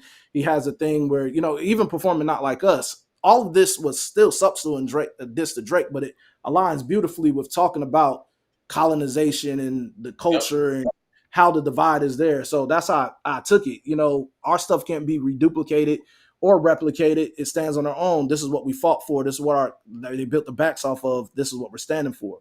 And then he goes into TV off, and it's basically saying, hey, cut off all propaganda and misinformation and BS and really be aware. Open up your eyes. Go read something. Go be of that. If you say that's what it is, turn off the camera, turn off your TVs, get away from the bullshit, and let's get back to what the real focus is. And it's game over. Game over meaning, hey, cut off the bullshit. We're now aware enough that we could lead this charge and do what needs to be done. So it's a lot of symbolism within that.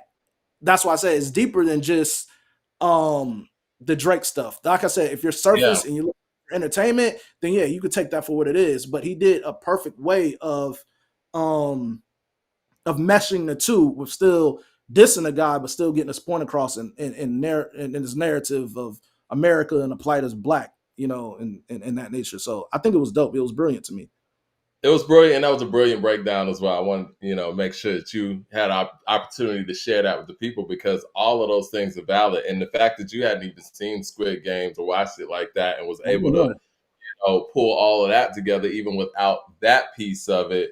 I think the way that he even involves Squid Game in the concept of that show to, his narrative, the game, Black History, Black History Month, and even this beef he has with Drake. Drake was able to, in some way, shape, or form, Drake played right into Kendrick's mission statement. You know what I'm saying? It's like Drake basically played himself into a character in Kendrick's movie. You know what I mean?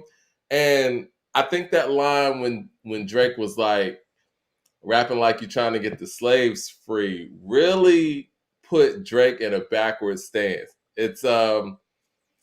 It showed where his mindset was, and maybe it was a misstep on his end, but Kendrick was able to take that and double down on that and really speak on the colonizing nature of this artist, this game, and why he is about culture and this guy isn't. And like I said, for those who feel like this stage show or this halftime show was about Drake, that's probably what you were looking for it to be about. Because everything you spoke about had nothing to do with Drake. This was about Kendrick. Drake just fit into it in that one piece because we Yeah. know he fit in that one piece. If we had no idea that Not Like Us was about Drake, we wouldn't have even said any of those things. Now, I think the subtleties of having Serena out there, doing her sea walk that she famously did, was at Wimbledon. Yeah. Um, she's from Compton. So even that is like a double play on things. It's like that might not even have anything to do with the fact that she dated Drake once upon a time. That's really more so about the fact that she famously did that on a big stage as well, and she's from Compton. You know what I'm saying? So The blowback was for her doing that then too. exactly. And that fits into some of those narratives and things that Uncle Sam's talking about. Once Mhm. again, if you wanted that to be about Drake, you wanted that to be about Drake. It really wasn't. Mhm. Yeah, So yeah, that's what I'm it's saying. so It much was going double on meanings. that show, man. It's brilliant. It was And poetic. again, I'm not sitting here trying to convince anybody to like it, but at the end of the day, other podcasts out there are probably going to be talking about, the battle part of it and all that. I want to really focus on the brilliance of what they put together and the time and the thought that was put into this show. And, great job. 10 out of 10 in my personal opinion. Yeah, because it's funny too, like how you said where she from and whatnot. But in the Drake aspect, people are like, oh, why is she doing it? Like she's married. This is 13 years old. Blah. If it's so old, then tell that to the guy that's still dissing her and her husband in records. You know what I'm saying? Like, like why? If this was so long ago, why is he's the goofy? He's the guy that's still dissing her, and he just called her husband a groupie on his last album. You know what I'm saying? So it's like I said, man, this stuff.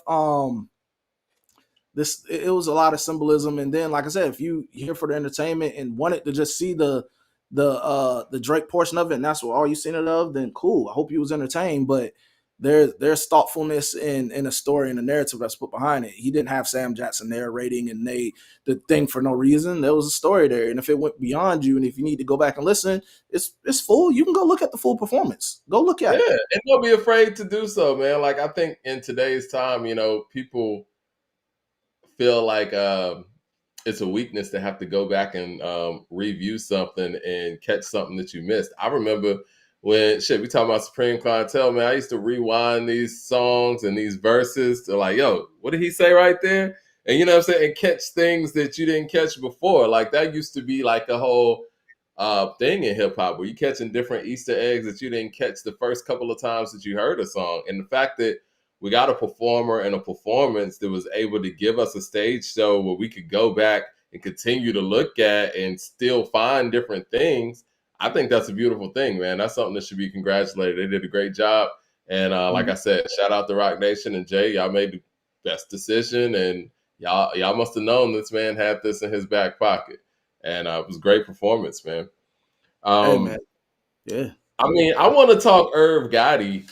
yes, yeah. But do you want to talk a little bit Kanye, or is Kanye just a dead topic? We could No, talk no. about I know College Dropout celebrating its 21st anniversary.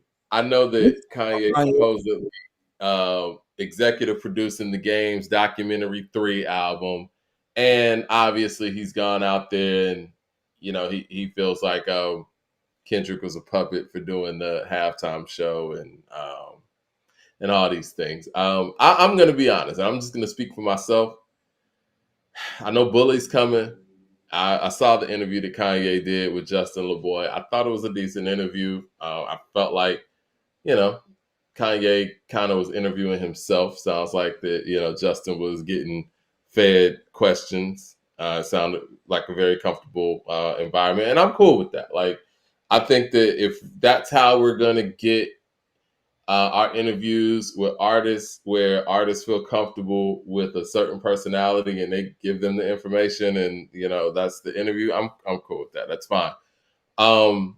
But I will say this, man. Him saying all this stuff about Kendrick and Super Bowl and and the Drake stuff. I know he said in the past that he was jealous of Drake's success. I do think from a competitive standpoint, and rappers are always going to be competitive. I think that he feels a way that Kendrick is being viewed as not just the genius of this era, but the revolutionary of this era. And these are some things that people used to go to Kanye for. And it seems a little jealousy going on. And I do feel like if your game is kind of falling off in a certain facet, and somebody is operating at the highest level, you might get those type of feelings. I mean, to a certain generation, Kendrick's the greatest, and it's not him. And that's tough for certain artists to deal with. And it seems like Kanye's being vocal about it in the wrong way. And he's out here doing all kind of outlandish stuff on social media with his words. And I think it's unfortunate. Kanye, like how you said, he was once a source that we go to hear what he has to say because he was really fighting for something that resonated with us. College Dropout, that album was that. Especially in a time where hip hop was, and him coming out and taking an approach that he took. It did a lot for the purists of hip hop. It did a lot for the people that was off the fruit out of a De La Soul's tree, or Most Def, or those guys, Common, it kind of pointed to that. It gave you that again. So to see where he's at now compared to those early albums, I'm not surprised when he started to reach that rock star status. He's always thrived off attention. He always thrived off having a voice. The difference is he had a voice for something, and when he understood that voice as a tool is more used for famous more than leading a charge on something that's like significant. That's why I think it was crossed. I think him being an underdog was a good and a bad thing for him, because once he understood how to use his voice and way with media and stuff like that, and the ways that he does things. If you ever got the chance to check out the Netflix documentary, you see the transition from him being the underdog and fighting to be heard and fighting to be heard, and then when he got that, and it's like that light switch, I'm a rock star. The attention seeking started to be different. At first, the attention seeking was like, I want to be heard. I'm dope. I'm just as dope. Give me a shot. Give me a shot. I get the shot. I get the success. And then you forget of the build that was there. Now you are like, I don't know. It's just he has a really interesting career when you look at it. And Yeah. it's kind of disappointing to see what he stood for and what he meant to us, and then see that change where it's no longer, he doesn't care. I mean, when I see a guy that says that he's beyond hip hop, but you still consider to make hip hop albums, then why rap for it? If you're beyond hip hop, if you really feel like that, I feel like it's disrespectful to rap artists. That's why it's kind of crazy to see rap artists stand next to him. And I think that's more of allegiance to what he could do for them. But when I see that, I'm like, man, he's dissing you guys. He's saying he's bigger than that. Like rap, he's talking about rap like it's beneath him and whatever. If that's the case, then why are you still rapping? Why do you still seek that validation? You're great. Why do you have to keep on telling us why you're great? And so it's just like, to your point, DJ Bruce Almighty with the super chat says, I've heard Squid Games, but also the PlayStation controller, and both fit great performance. I'm shocked to see so many people speaking bad on it. When people say, they beat rap and this and that, and you ain't dropped a critically acclaimed rap album or hip hop album in like 10 years, it seems like a cop out. You know what I'm saying? It seems like I ain't got nothing to prove. Well, yeah, there is always something to prove. I mean, if you're gonna retire, and that's cool. And you can retire, but understand that there are people out there who aren't retired. And so when the people who aren't retired are out there continuing to elevate and continuing to evolve and continuing to work, your spot isn't solidified over them either. You know what I'm saying? But at the same time, you got to be honest about it. If you ain't got it, you ain't got it. And that's cool. You know what I'm saying? And if your focus is somewhere else, your focus is somewhere else. But while people are out here, creating halftime shows like this and creating new pieces of work and new things for people to talk about, for you to just jump out there and say you better than that without actually having anything to prove that to, other than your stuff that's 20 years old, that sounds like a cop out to me. Like, you know what I'm saying? Like, the proof and what you would have to prove in today's time is that I still can be creative at 50 years old. That's something new to prove. You know what I mean? You always have something new to prove. Jordan could have said, you know what, after this 3P, I ain't got nothing else to prove. I got 3 rings. He went out there and did it 3 more times. Tom Brady could have said, you know what, I ain't got to go to Tampa Bay. I ain't got nothing else to prove. And he didn't really. He had more rings than anybody at that point. He still went out there with a whole different organization, first year, and won a Super Bowl. Like, there's always something to prove. And honestly, if he wanted to, he could have said, you know what, I want to do it again. He tried. That didn't happen. And so the cop out of saying that I have nothing to prove or I'm past that or whatever, well, prove that. Prove that you pass rap like that. Because at this point, you ain't made nothing really hot like that since My Beautiful Dark Twisted Fantasy, if we're being honest. Like something to Kanye West level. I will say Life of Pablo's dope. Huh? Yeah, Life of Pablo was good. I like Life of Pablo. But I if told we're you my measuring criticism Life of of that album Pablo, is. What's that? I told you what my criticism of that album is, though. Yeah, but see, that's honestly him as a producer. That's a knock on that part of it. You're talking about the sequencing, the organization of it, and different track lists. Actually wasn't bad to me. Is I could hear his influences on that album like blatantly. Like I could hear the Chance influence. I could hear the Travis Scott influences, but more so anything, the Chance influences all throughout the album. That's the only thing is I could start hearing the people he's working with influencing on his pen on that album a lot. And that's my only critique. Because he always collab with people, even College Dropout, but I don't like some of those artists he's working as early, I don't really hear it. Life of Pablo, I could really hear that. But how long was Life of Pablo? Was Pablo like 14 or 15? I'm not sure. People in the Oh, chat, what we got? Pablo is might about be too old. Pablo is probably more recent than that. I'm not sure. is it? Hold on. What's Life of Pablo, guys? That's 2016. That's So we 16. talking about Okay. 9 years. Yeah. And you know what? We're gonna be real here. Life of Pablo, that's 3.5, man. Like that's 3.5 or 4, man. Like by his That standards, is fall off, really. yeah. Like if we're talking about by Kanye standards, what I say college dropout is that's a 4.5, maybe 5 mic album. And if we're splitting hairs here, I could say Breathe In, Breathe Out is a weak moment on College Dropout. I think that the workout plan, even though they had a video and it was cool, it's a weaker moment on that album. So yeah, there are skippable moments on that album, as classic and as great as it is. So I would give that one a 4.5. I would say Late Registration, that's a good 4.5 again. He might have had like 3, 4.5 in a row, and then 5 with My Beautiful Dark Twisted Fantasy. So by that status and that standard, Life of Pablo's 3.5. You know what I'm You saying? And you didn't fuck with you didn't fuck with what's the name with 808 and Heartbreaks. I like 808 and anyways, Heartbreaks. anyways, and Heartbreaks is great. It's probably one of his most influential. I mean, it Yeah, changed the yeah, game for definitely. the generation after it.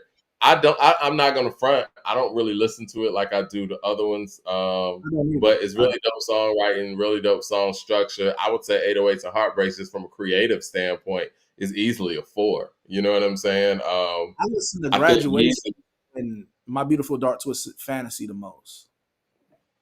Lord with the super chat says E40 and Tony for Super Bowl in San Francisco. Shout out to E40 and Shout Tony out. Tony.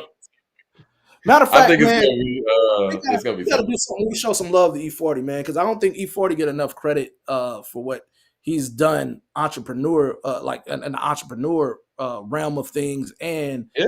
uh his in hip hop and still being able to maneuver through these different eras and everything. You know, The I don't Bay think it's niggas grind, man. I love the Bay, man. Like you yeah. get the hustle from the Bay.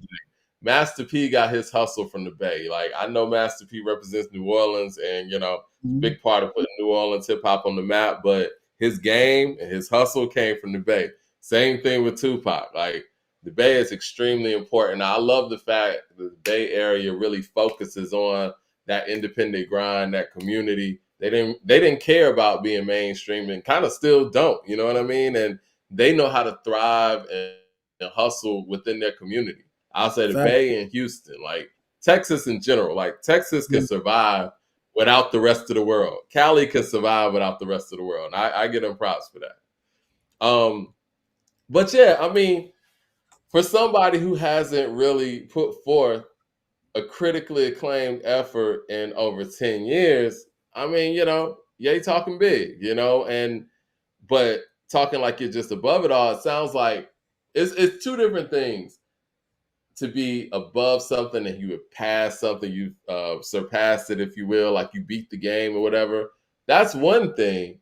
Mhm. Other thing is if you're tired of the game and you picked up another game and you're playing something else and you stop playing this game and everybody has gotten better at this game than you currently are. It's like if if I pick up the controllers on a game I ain't played in 10 years thinking I'm gonna beat somebody who plays this shit every day. You're not.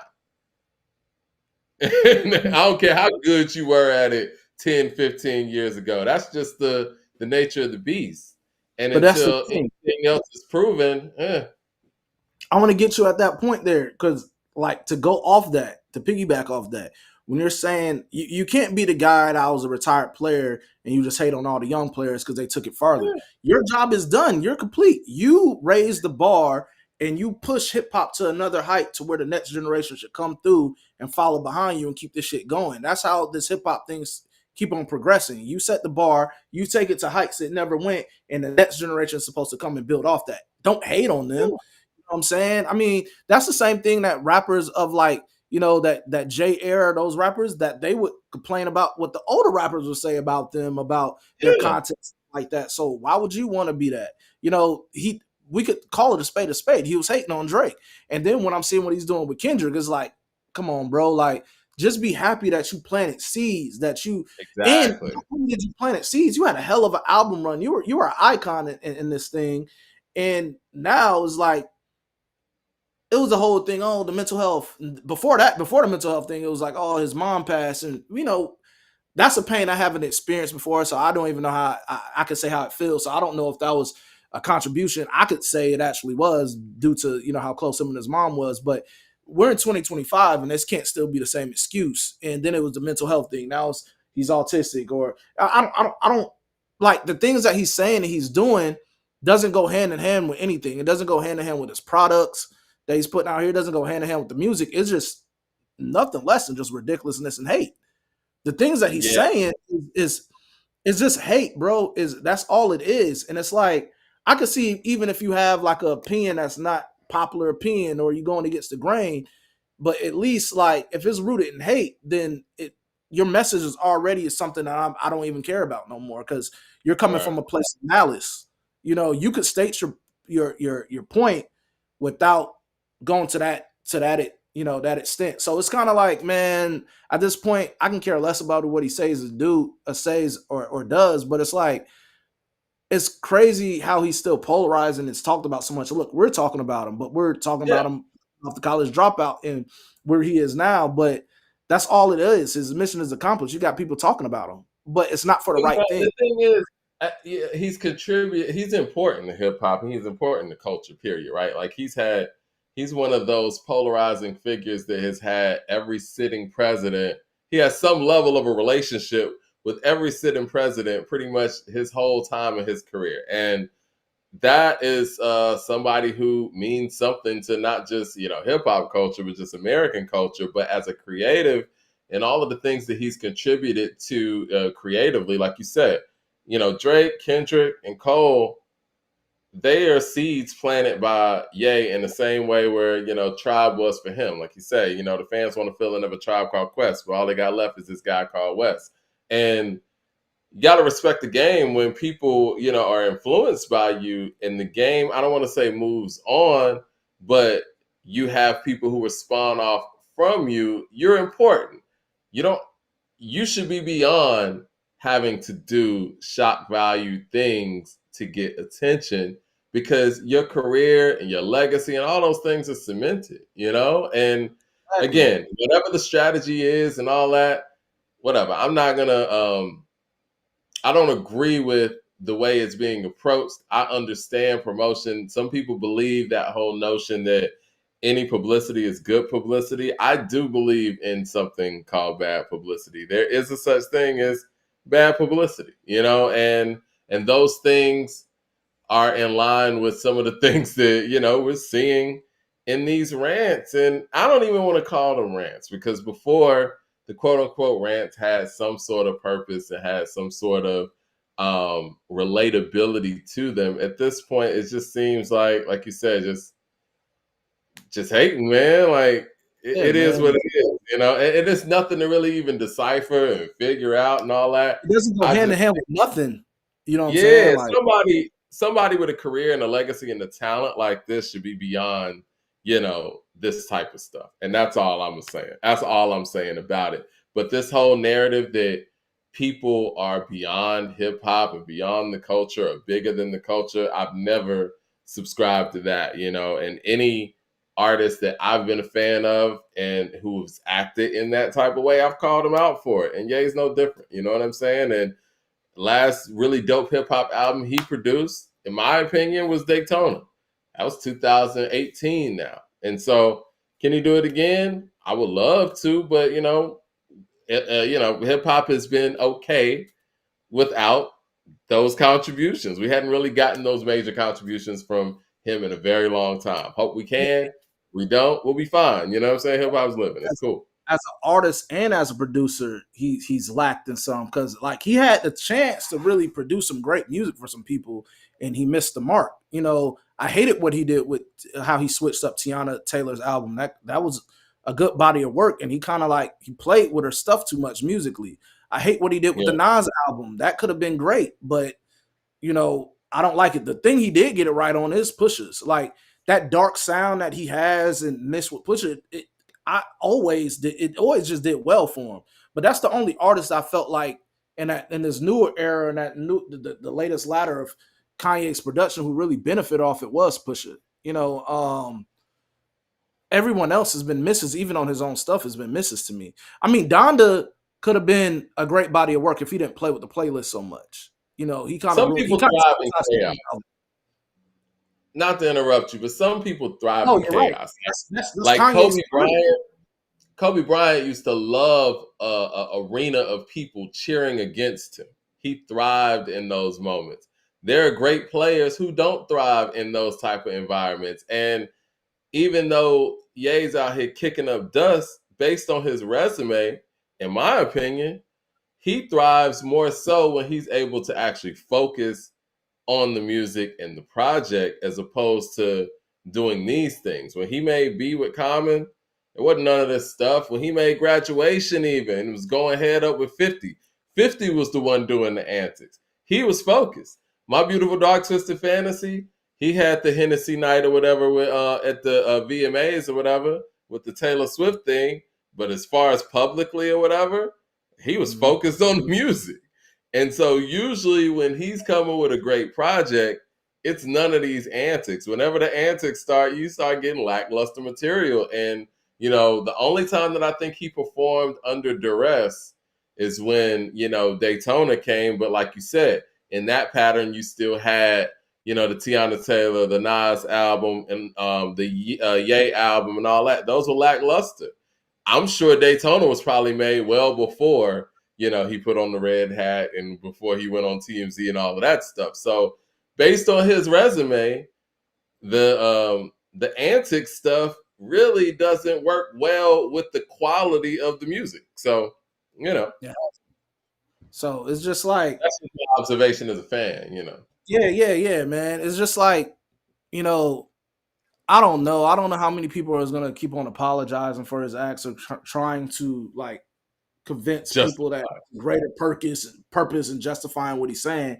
But like I said, it's deeply rooted in hate, man. There's no other way of saying it. And it's no surprise that you name your album Bully and you're coming out saying the things you say. If that's how you try to justify it, like, oh, the things I say was meant to be like that. I named my album Bully, but that's corny. That's corny. The fact that you have to do it, especially in this climate. I mean, especially in this climate, and it really doesn't work well for what's going on, honestly. And again, I don't see how anybody could okay those things, which I don't really see a lot of people okaying and justifying it like we used to see. Not right now. And I've been one of those people over time, and I'm gonna be honest, I'm not gonna be a hypocrite. When he was saying certain unpopular things in the media, I would make sense of it and understand portions of it and all of that stuff and try to I don't want to say clarify, but really make sense of it all. But this stuff right here ain't nothing, at this point, it's just like, you know what? Hey, look at me. I know Kendrick's doing the Super Bowl, guys, but look at me. I'm over here. Nah. It is kind of funny how that works. Like, you ever seen the meme, the SpongeBob meme, and it's like SpongeBob and Patrick running outside enjoying themselves, and you got Squidward looking out the blinds. That's Kanye. That's Kanye looking out the blinds. You see it? Better than that, OG. You're better than that, bro. Like, you're an icon, man. It's like Kendrick got his performance inspiration from being on the Yeezus tour. You know what I'm saying? Like, the performer that Kendrick has developed into starts with him touring, opening up for Kanye on the Yeezus tour. You should be proud of that. You know what I'm saying? Like, you shouldn't feel threatened by that. That's just the sequence of events. You inspired somebody to take things slightly further than you took things. Like, I remember when Kanye used to come out with marching bands and, he had the angel wings on at the Grammy stage. I used to look at his performances like, damn, those are some things that I wanted to do as a performer. You know what I mean? And he was taking things further than what we had previously seen rappers do on stage as well. Like, we had previously seen rappers just go back and forth or whatever. He would bring out a violinist. I forgot her name, man. It's like Ben Ari. Ben Ari. Yeah. and Ari are bring out very John Legend. He was bringing out live instrumentation. He would bring out a choir. He would bring soul to the stage. We weren't really seeing that in hip hop like that. And he took stage performances to another level as well. And the guy that you took on tour with you was inspired by that and is taking it to a level in his era too. That should be congratulated. You know what I mean? Like, I think that part is kind of, it's wild to me. Like, you raised another generation, you should be proud of that. Q-Tip was proud of where Kanye took things. You know what I mean? Like, right where he's going. I think he's kind of erasing the significance of his legacy of like those later albums that we unfortunately, like, because it's like it's the total opposite of your output in the beginning, and it's kind of like, damn man, when I go back and listen to this album, those old albums, I'm like, man, can I even listen to this with the same ears of appreciate now with everything he's said throughout the years? Like, does it still mean something to me now? Like, or was it just like, just playing on us to get to where he needs to be, and then we see what it is. Like, I don't know. Maybe I'm thinking too deep on it, but um, I don't know. yeah, I mean, people change, I guess, but it's I don't know. I don't and it's unfortunate because he has such a strong fan base that he earned. He earned over the years. He spoke to people that didn't think that they would be able to have a voice in this culture on a mainstream level, and gave them that hope that they could go out there and do those things. And hopefully he gets his, I don't want to say gets his mind right. I ain't in nobody's mind or anything like that, but you know, get back to the core, man. Get back to the roots, man. To some Yeah, degree, you have I to don't do that. know. But like you said, man, can't nobody tell me nothing. Like Yeah, I don't think he could ever get back to what it was. I mean, the damage is damage. At this point, I don't ever see him getting back to that. You can't apologize for all the stuff he done said and did throughout the years. Honestly, I think it actually hurts um his kids. They're gonna be set for life regardless. But I just kind of feel like it looks like his oldest is into the music and stuff like that. The things that you say at this point, um, it will affect them in some point. So I think it's bigger than that at this point, bro. Like, I I don't know. I I don't mean, know. I'm interested to see It where we doesn't make go sense. from here. Because again, I know he's very important to the culture and this era of popular culture in general. But you hate to see somebody kind of go down this road that is that important, and you don't want to see those benchmarks be erased just off of a few moments. I don't know. We'll see. We'll see where things move forward. But I will say this: great music does Yeah. um, solve a lot of issues, but I don't know. I don't know if it can solve this one. I think it feels like he's seeing how far he can go before he gets quote unquote canceled. And I don't understand what his obsession with not being canceled or being uncancelable is. It's like, at this point, who cares, man? Like, just do what you got Yeah. to do out here. You're already a legend. You're already an icon. What are you fighting for? Who are you fighting for at this point? You But know?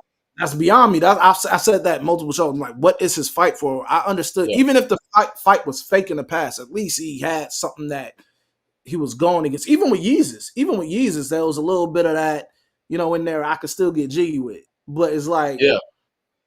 yeah, I don't Because I the don't get fight on Yeezus felt like it was artists being held captive to their contracts. They're the new slaves, athletes.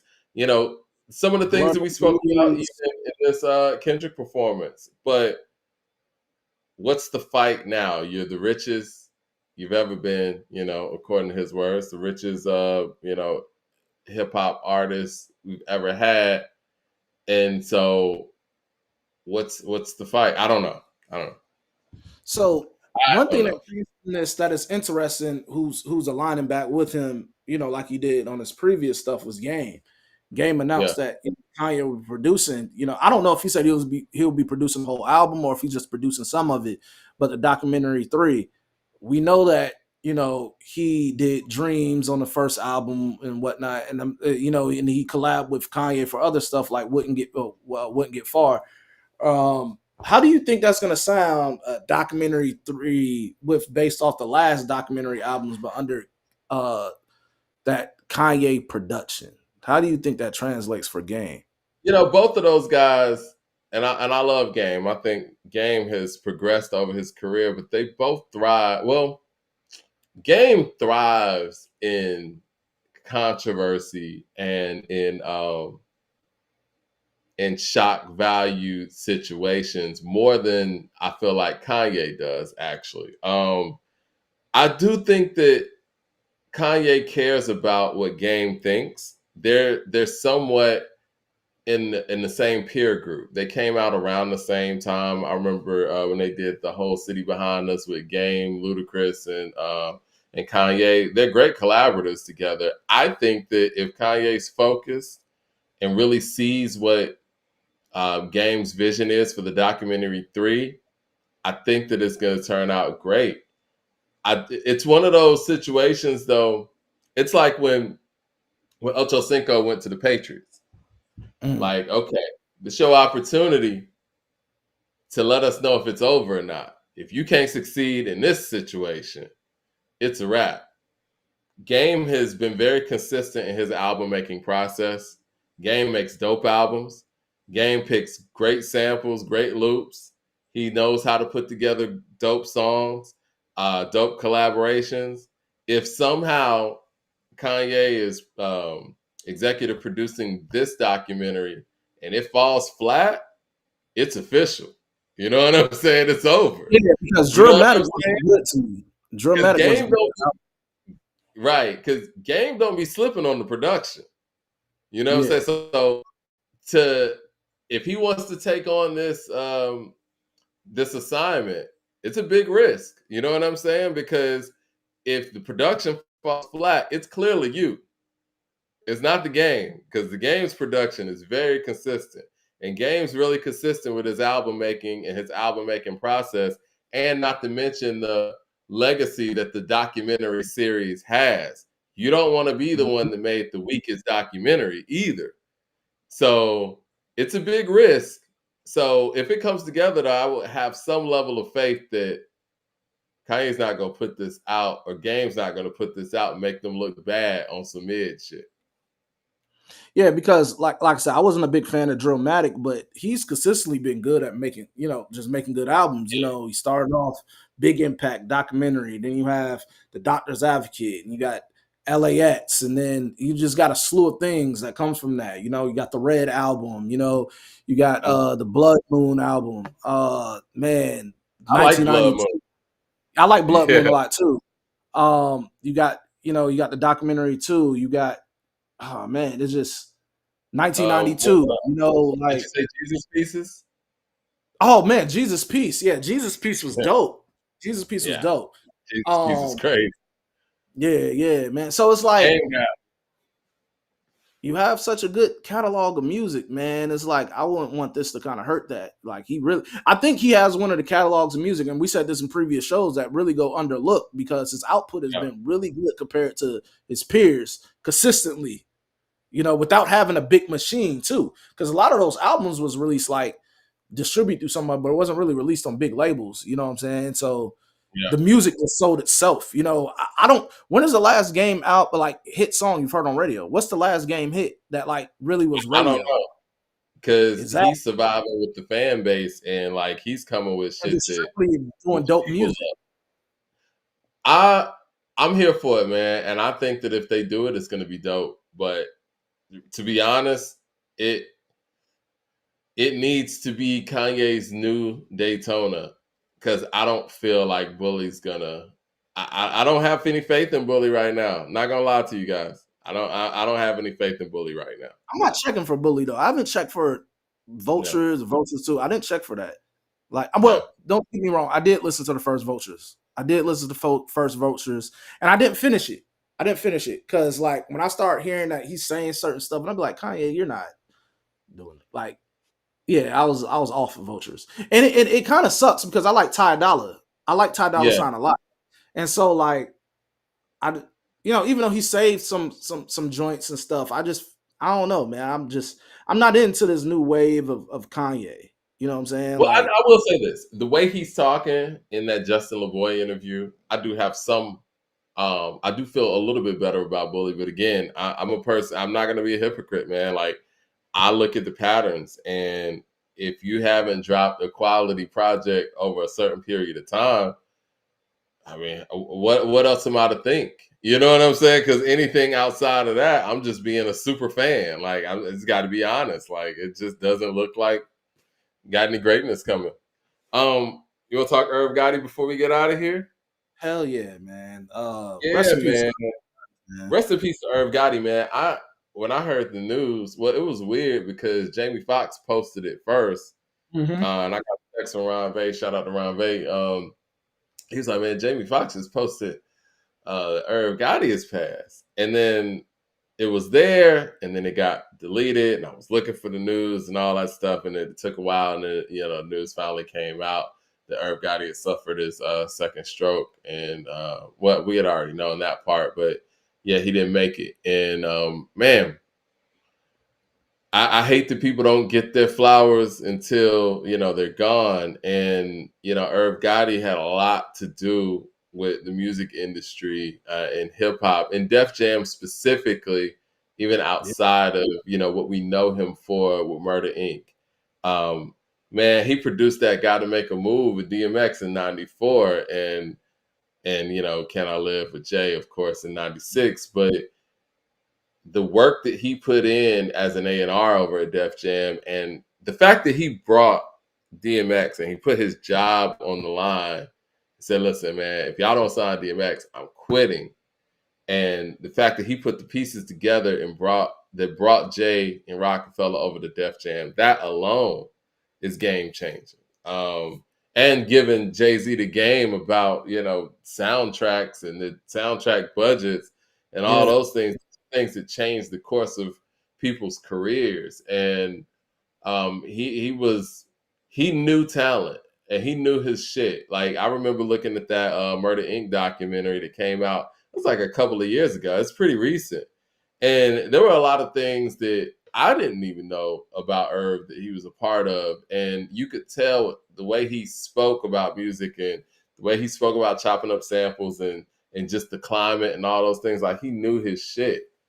And anybody who could see DMX coming before anybody else and get DMX that opportunity and that platform to go out there and do what he did knew his stuff, man. And Ja Rule too. I mean, I don't want to slight Ja Rule in any kind of way. He was down with Ja Rule from day one before Ja Rule was ready. When Ja Rule was in a group, the Cash Money Clique, and he he continued to evolve with Ja Rule, and they found their voice. Well, even Can I Get Her? That's Irv. I mean, him and Ja Rule working on that, and they hit up Jay, and to have the foresight to hear certain that's the songs and be last like, yo, song, wasn't it? yeah, to have Yeah, the foresight and say, yo, Jay would be perfect for this. Like, you have to have an ear, man. And that's one thing that Irv Gotti definitely had, man. He had an ear. Now, I think once again, in our industry, sometimes the antics outweigh people's talents, and that's unfortunate. And sometimes the people we wouldn't have known who Irv Gotti was without the antics, maybe. But I guess those are just the things that work out in that way in our industry. I don't know, but he definitely was had an incredible talent, ear for talent, and a talent for talent, if you will. I yeah, know you interviewed Mike Geronimo, man, and Mike yeah, Geronimo was part of that too. How was yeah. that? No, that was dope. I interviewed Mike Geronimo. I would say like probably 4 or 5 years ago. I interviewed Hmm. Drag On as well. I Okay. interviewed Drag On around time where DMX passed. We spoke on X. Hmm. Um, those interviews, those are still up. If anybody's interested, I could put in the comments later how Yeah, you yeah. guys. Yeah, we'll put But that in the um, description. Yeah. yeah, but I interviewed those fellas, and just the way uh they talk about those up and comings and when they were there, especially Dragon talking about his stuff with X and how he spits. I don't know if anybody ever looked at Dragon interviews outside the music. He has a really bad stuttering problem. And it's interesting because we talked about that, how he's able to control that when he's rhyming, especially because he was rhyming fast. And Mm. it's a, I don't know, it's crazy, it's dope because how he's able to do it. But I digress. Going on to Irv, man, I think a lot of stuff with Irv and his contributions to hip hop gets overshadowed by the 50 shit, and then the Fed stuff with Preem and all that stuff. Hmm. And we're not really looking at his contributions to music. Um, like I said, him producing "Can I Live," which is one of my favorite J joints, and even bridging that gap between Rockefeller and Def Jam, bringing schooling Jay to some things as well. You know how you said the soundtracks or whatever. Then believing in DMX, standing Yeah. behind him, and putting them in those doors, getting them there. And the story, he has a story is great. It's out here still. You can probably find it on YouTube when he's talking about him bringing DMX there and believing in them and how that went. That's another thing. He's a great storyteller. He is a Irving, great story too. when you talk about that stuff. Him and Fat Joe. Yeah. Fat Joe. He sometimes he tells some stories and it's kind of ridiculous, but it's entertaining. It's entertaining because Fat Joe told a story about like him robbing the whole gym in high school. So I was like, "Come on, Joe." But Joe's entertaining. He's entertaining. But no, Irv, when he breaks down, like even when he talked about the first time him and Ja heard in the club, and he was just talking about it. He was like, okay, the beat, oh my God, it's Dre. And he was like, let's see if he connect. Let's see if he connect. It's like, I think it was a Hot 97 interview. So even that, Mhm. but like, the 50 stuff, the Fed case, and then as of, the last couple of years, how he was talking about Ashanti. And that was kind of like, I think he was hurting himself with outside stuff sometimes, but Irv still had a vision for certain things, like what he did with BET with Tales, Mhm. bringing that was a dope idea, bringing those songs and making them like little mini movies, making a show about the interpretation of what those songs was about. I thought that was dope. Um, and that was on BET for a couple seasons.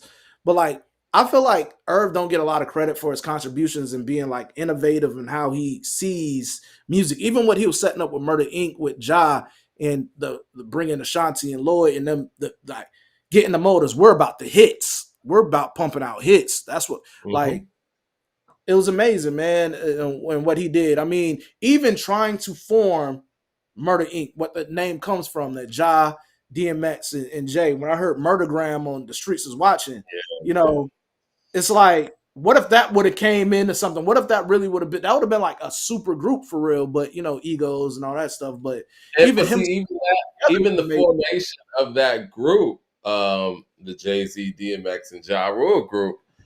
I mean, that was off of the strength of everybody's relationship with Irv. You know what I'm saying? Like that's the one common denominator that these three artists really had at that moment. And yeah, he did produce "What's My Name" for DMX. I love that record. Um, DMX was the ultimate project. And rest in peace to him too. Like when you see somebody who has that level of talent but needs that structure and needs some level of polishing or whatnot, like the talent was never a problem with X. X was like Dennis Rodman. You know what I'm saying? It was like we all knew the talent was there. It was like, could he get in a situation where this talent could be galvanized and flourish to the highest of its ability? And Irv took on that assignment. You know what I'm saying? And Irv put his name on that assignment. That's one of the big things with people in the A&R job, because if your job is to go out there and find talent and get talent, your job is going to be predicated on the success or the failure of that talent.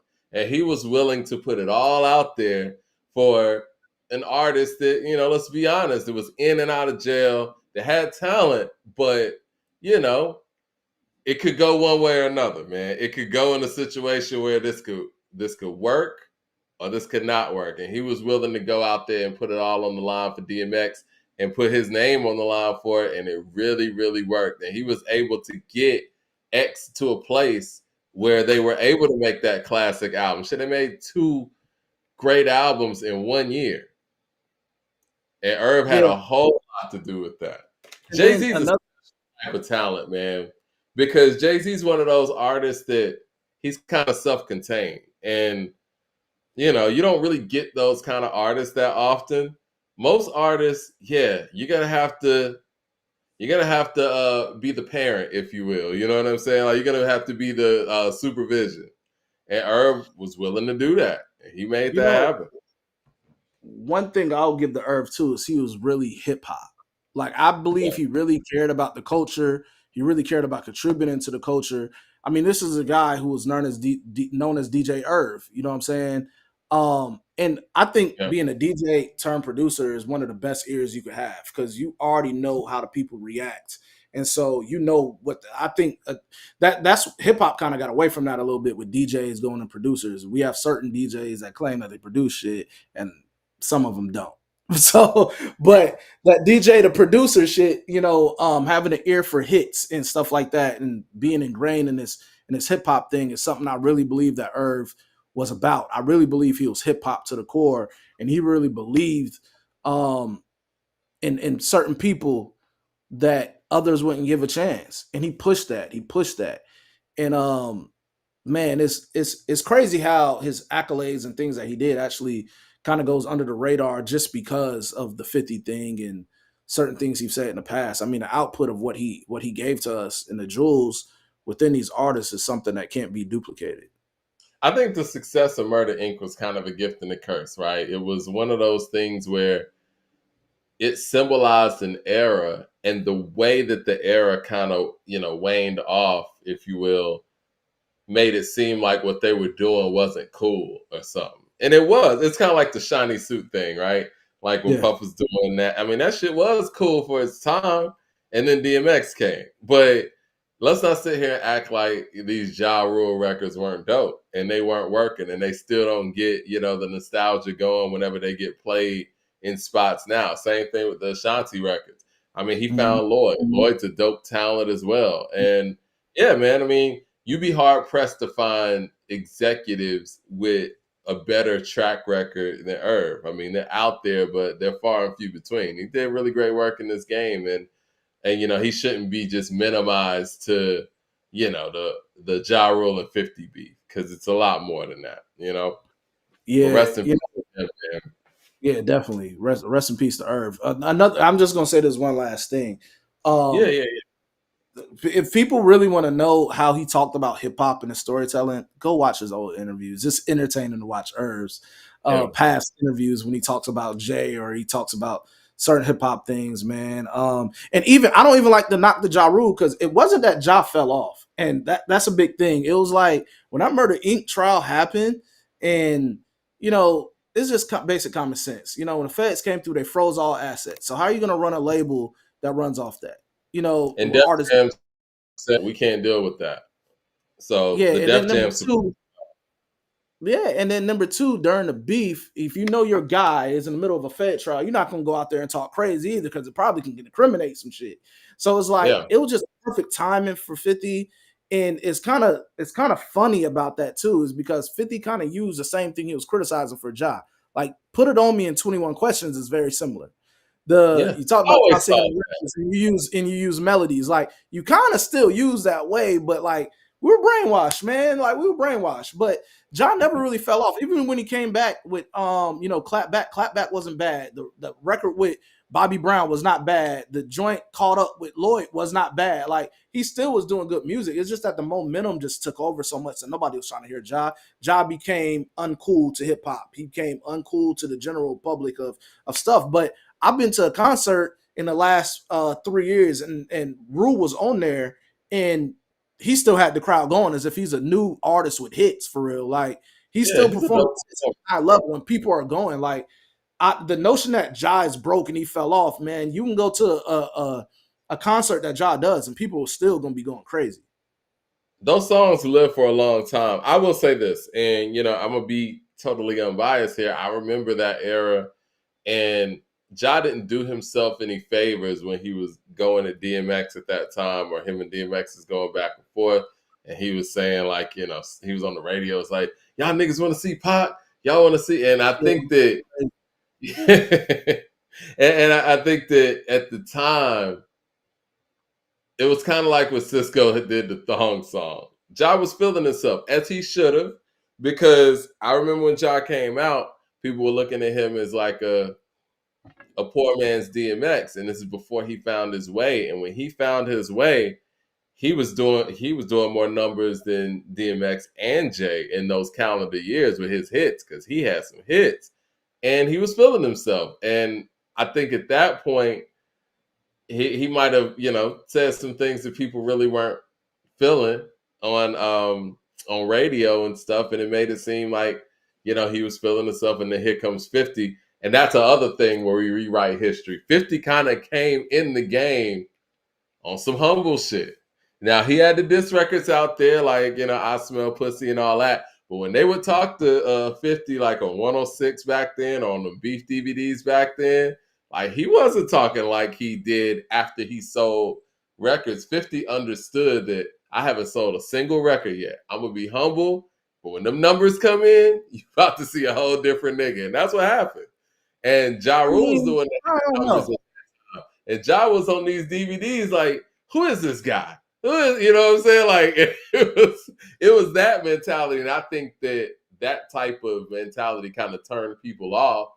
And yeah, like you said, it was just a perfect storm. I mean, not perfect on their end, but it's the perfect storm that happened. It was a collection of things that kind of caused the downfall of that movement, unfortunately. And Dipset's I, over here too. Not to say they were conflicting, but yeah. Dipset gave people a whole nother movement to connect to.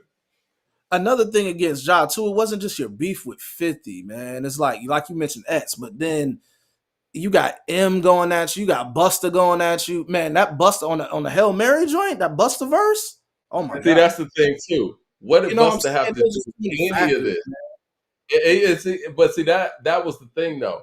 What did Busta have to do with any of this? This kind of made it feel like It for was the a listener, violator thing.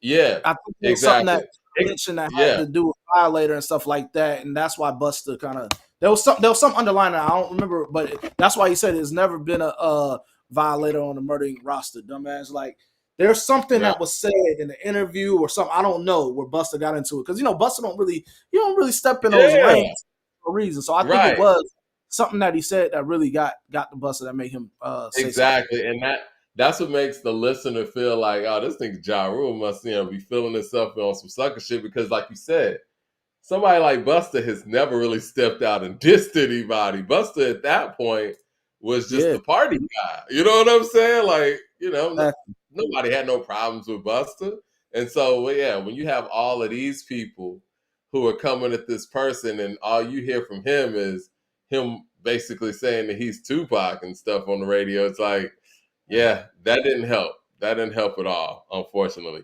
Like Kendrick said, man, it's got to find your places to be humble, Yeah, man. It Knowing just got that unfortunate. was You know, it's funny, like to the impression, the young and impressionable, how easy like you could steal a fan base.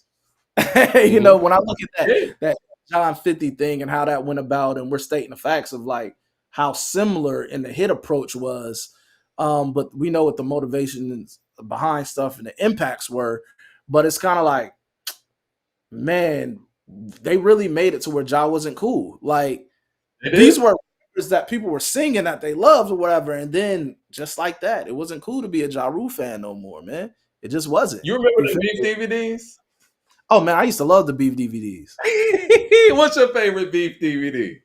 Which one was the one with Jail Felony and Ice Cube and which I one ain't was that? seen that. I need to What go was it? back and see that one. Was it no? Was it Jail Felony? No, who was it? Who was it that it was the one when he talking about knocking Cube out and taking his chain. It was the West Side Connection beef and all that. What Oh, was you it? talking Jail about Felony? you're not talking about shit. Be real in them. Cypress Yeah, that was Hill? Cypress Hill, but I think there was something with Yeah. Jail Felony too. I don't remember that one. I'm not Shoot, I sure. I need to go could be back. wrong. I have to go back. I have to go back. Now, But I love the T.I. and Lil oh Flip, man, because that was T.I. was yeah. crazy entertaining on there. And I'm just gonna say this. I don't know if I should say this. I'm not gonna say it. I will say this. As Flip said, nobody's ever seen this tape of Flip getting on stage and saying "Game Over" at what was it, Music Midtown in Atlanta while T.I.'s in jail. And I was in radio back then as a young lad, and we used to do those Music Midtowns. I've never experienced anybody who said they were there to see that at all. So I mean, I don't know. I would like to see a tape if there is a tape. If anybody can provide a tape of Lil Flip going on stage in Atlanta saying, "Yo, T.I. King of the South, tell that nigga I said game over," please provide that, because Flip said he would like to see it too. But I gotta go back to go this ahead. one. It wasn't Jail Felony. It was Solo. He did the voice for Franklin on Grand Theft Auto. That's the one who said Oh yeah. he knocked out Oh, Cube, and they had the West Side Connection to Cypress Hill, and they was holding up the chain, and Mac 10 was like, he holding up the chain. He ain't knock Cube out. That was the one. I remember that one. Yeah. but T.I. I went remember crazy. that one. No, but the one with T.I., yeah, that one was But crazy. T.I. was talking with the oversized grill in his mouth and Yeah, shit. yeah. And he was like, he said, No, make believe. visual, man. He said, I was flabbergasted. Make believe. Yeah. I remember that. Oh, Beef 3, wasn't that Game at Yeah. 50? Game at And 50 wasn't it? when T.I. was telling the story about Flip, or about him going into Flip's trailer or whatever at the XXL shoot, he was like, it was mighty whorish of him to allow me and my people to go up in his trailer like that. T.I. made that beef probably my favorite one. That one, and I like the one where Nelly and Chingy were beef.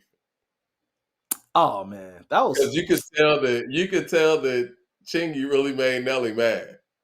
did they have Nelly and KR? They had Nelly and KRS one too, didn't they? Did they? I think they had, because they went over. That's when Nelly hopped on the Rock the Mic remix and dissed KRS One. I think I was on there too. Yeah, those are classic. Unpopular opinion, man.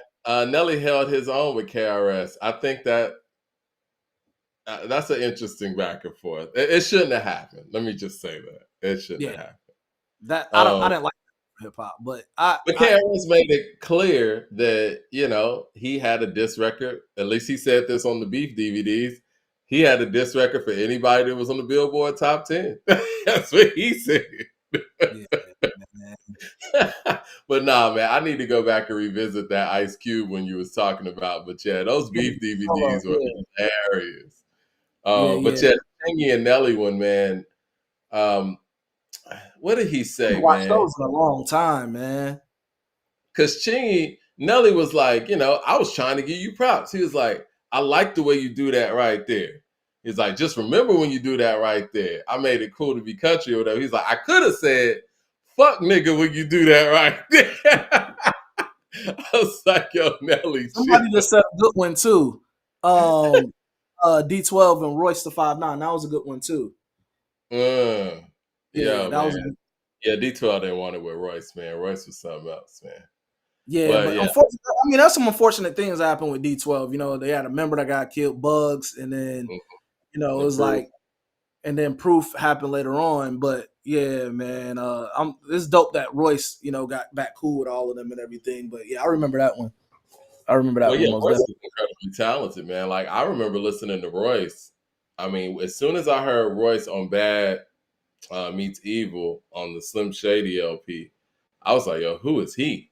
And I remember back in the Napster days listening to songs like Kings of Kings. Man, I always thought Royce was the one. And when D12 got put on, I was confused as to why, Royce didn't get that spot. And when 50, as crazy as it sounds now, when 50 got put on, I'm like, yo, what's going on with Royce? And then Obi Trice, and I'm like, I guess he just ain't fucking with Royce. But he had that Rock City song, and it's like, but Royce was never Aftermath though. Yeah, I don't think Royce was ever Aftermath.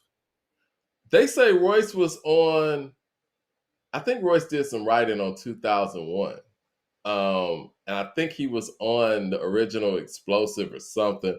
one day these Dr. Dre demos are going to come out where we hear all of the unreleased stuff from these sessions in 2001. I think there was a lot of people who were on these albums that didn't make the cut, because I'm sure that Dr. Dre had a slew of people, Oh, there was people rapping over and think writing about these songs.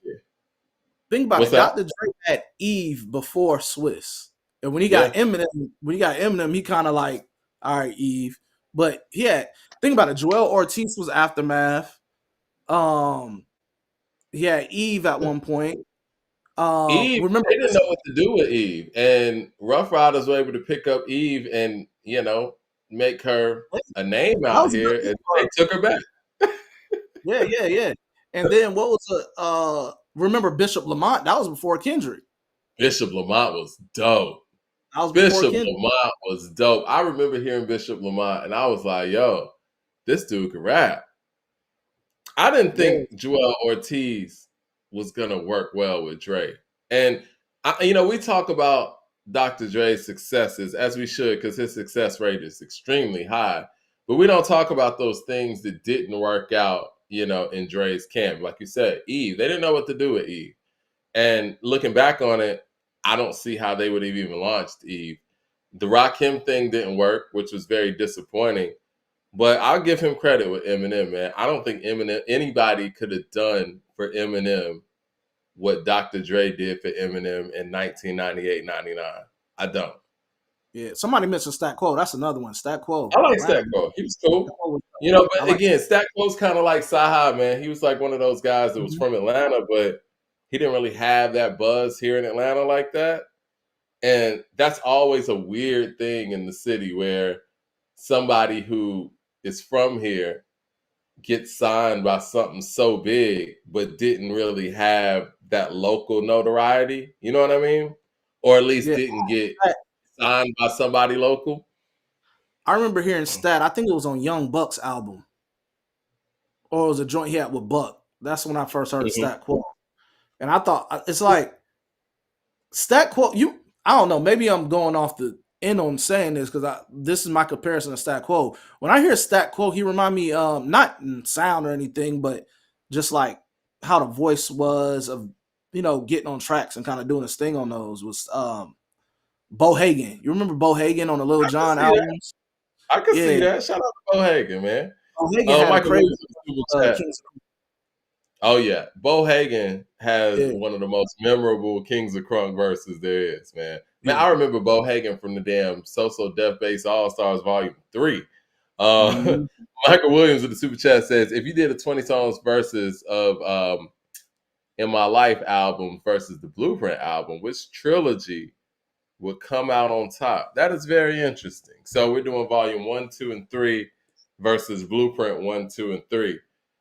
I would be comfortable in taking the Blueprint series. Just because I had Go. the bigger songs. Those Lifetime albums was dope, but the bigger songs on the Blueprint albums. I mean, even I will Blueprint 3 say got this. Not to interrupt you, there might be more range in the volume 1, 2, and 3. I mean, in Because one, then two, and three, you can literally see his growth. But the Blueprint one mm-hmm. through three, it was about like as you get into the Blueprint 2 and then Blueprint 3, it's about hits. Blueprint 3 had Run This Town, Deal, Defa Auto Tune. It's like, yeah, I don't know. Good question. this I don't know. becomes this becomes the Blueprint versus volume 1. I mean, in some ways. And then it becomes volume 2 versus Black. Oh, not Black Album. What I'm talking about. Volume Blueprint 2 2. versus Blueprint 3. And volume 3 versus Blueprint 2. I think those are the ones that are kind of Yeah, I pair don't up. know. I don't know. I don't know. I'd be comfortable taking either one. I know on volume 3, I'm probably just gonna play Big Pimpin', So Ghetto, and maybe Do It Again. I love Do It Oh, Again. Volume 2 got a bunch of hits, man. Volume 2 yeah, got a bunch. that was the hit album. That was his best selling joint. Yeah. Got a bunch Um. of hits. And volume 1, that got the streets. Yeah, definitely. Yeah. So So I the don't know. Blueprint, That's a yeah, good question. Good question. Good yeah, one on that. that might need to be worked out. But yeah, what was I gonna say? Oh yeah, somebody said Bobby Creekwater, man. I went to high school with Bobby Creekwater. Shout out to him, man. He was dope. He signed to Shady Records, and Shady Records did nothing with him. Again, like I don't know, man. Some things work for some people. I feel like, and I don't want to speak for nobody, but at the time, 50 was the biggest thing in the game. And yeah, who wouldn't sign the Shady Records at that point? And I think that the notion was for Stat Quo and Bobby Creekwater was I can get on Shady Records and do what 50 did. And that wasn't the case. Man, 50 was a machine. He had a lot of things going for him. Like you said, you got the Violator thing over here. You know, you got the fact that he already had so much mixtape work and a fan base already solidified. And, you know, he was a very talented songwriter. He knew how to make hits. He was ghostwriting for a lot of other people's hits. So yeah, he had a lot of things going for him just walking in the door. Yeah, definitely. I And he had mean, a and story. people mention Obi Trice. Like Obi Trice was dope to me. I remember he had the joint with Nate Dogg. He had the video. Mhm. That song, it was like a single on there. That joint was dope. That Cheers album was actually dope. I remember he had I the like Kobe Cheers. Trice. And I like his comedic approach too. Like, cause in the Cheers album, it was kind of like it reminds you of like an Eminem video in a sense. It had some comedic value to it, but then his storytelling, like the setup, the joint with Nate Mhm. Dogg, and the Yep. visual that go along with it, that was dope too. Like that song was dope. I ain't gonna lie, like the setup was Yeah. dope. So Yeah, I yeah, mean, you know, he had like the like you said, the comedic approach, but he still, you know, Garam had the bars, had the storytelling. Man, they talking about Cassius, they talking about Smitty. mhm. Y'all know the whole. See, man, it's a lot of people who go Smitty forgotten in that from era. Miami. Yeah. Yeah, Well, he had diamonds on my neck. Yeah. oh shit, yo, I forgot about that song, man. I didn't know Smitty Oh, was on there. So if that's true, they just hit me to something. I didn't know Smitty was was rocking with that team. he couldn't have been that. Yeah, I don't. I remember that Diamonds on My Neck because the video was directed by Hype Williams. Man, that shit was hard. Yeah, I Uh, don't know if he was on that team, but I definitely remember Smitty though. yeah, I If remember Smitty. I I gotta remember look into that. Cassius If that's on that true, shit. that's new news to me. I never knew that, but I definitely remember Smitty though. I know you're a Laker fan, and we're gonna get out of here in a second. Is Luca playing tonight? They say he's been upgraded to probable. So to me, if Uh-oh. it's the Jazz, I can see that happening. It was dope because AD he came in and did his thing with the Mavs and he got hurt. He was balling before that, and they say he may He miss got some hurt. weeks. Damn. Like I was like, it's crazy how we got a glimpse of everything about AD in all in one game. We seen him defensively, got him offensively, and we got the injury. And I don't wish injuries on nobody, but if you want to get a Of sum course. up of what AD could do for you, that's what it is. I hope he gets well faster than that because he actually looked real good gelling in with that Mavs team so fast. They look No, good. straight up. Yeah, they look good. As a Laker fan, how do you feel about Luca being a Laker as opposed to AD? I mean, I like AD. I didn't like how injury prone AD was, but when AD's healthy, he goes in. Like he contributes offensively and he contributes defensively. I think he's top 3 big man in the NBA because I won't put Embiid over him, and I'm not gonna put who's the other big man that's making noise. I won't put Giannis over AD. You know, I think But what about AD. hold on, hold on, what about Jokic? Jokic is the only one I'll put over AD, only because AD hasn't figured out how to stop him completely. He gets buckets against him, but he hasn't figured out how to stop Joker when you need to. But Yeah. AD's talented because he could run. You could run your offense through AD, and he contributes on both sides of the floor. He was a dope runner for Defensive Player of the Year. I mean, he should have been in those mentions last year, but I feel like he didn't get enough looks for that. But he definitely should have been in the running for Defensive Player of the Year last year. But offensively, he can go up there and give you 30 too. You can run offense to him. So I think it's a Mhm. win. I think it's a win for the Mavs, who want to contend for a championship very soon. I think it's a win for the Lakers, for the future because Luka's still 25. So Yeah. it gives them a franchise player. Because if you ever look at the history of the Lakers, we don't keep none of our draft picks, our number 1 draft picks. Like we really haven't kept like that. We never had a star number 1 draft pick since Magic when you really think about it, because Kobe wasn't even an original draft pick from the Lakers. And then Yeah. Shaq was traded to the Lakers. So, you know, we The never Lakers got a don't star. have to draft. Y'all always acquire everybody Always else's number 1 acquired. pick. Exactly. So, having a franchise player there, we were just about to trade away our franchise. I mean, not a franchise, but our number 1 pick Dalton Connect. Like that would have went through, but it got rescinded, because I felt, physical with Buddy, the center from the Hornets, which would have been a great addition to the Lakers.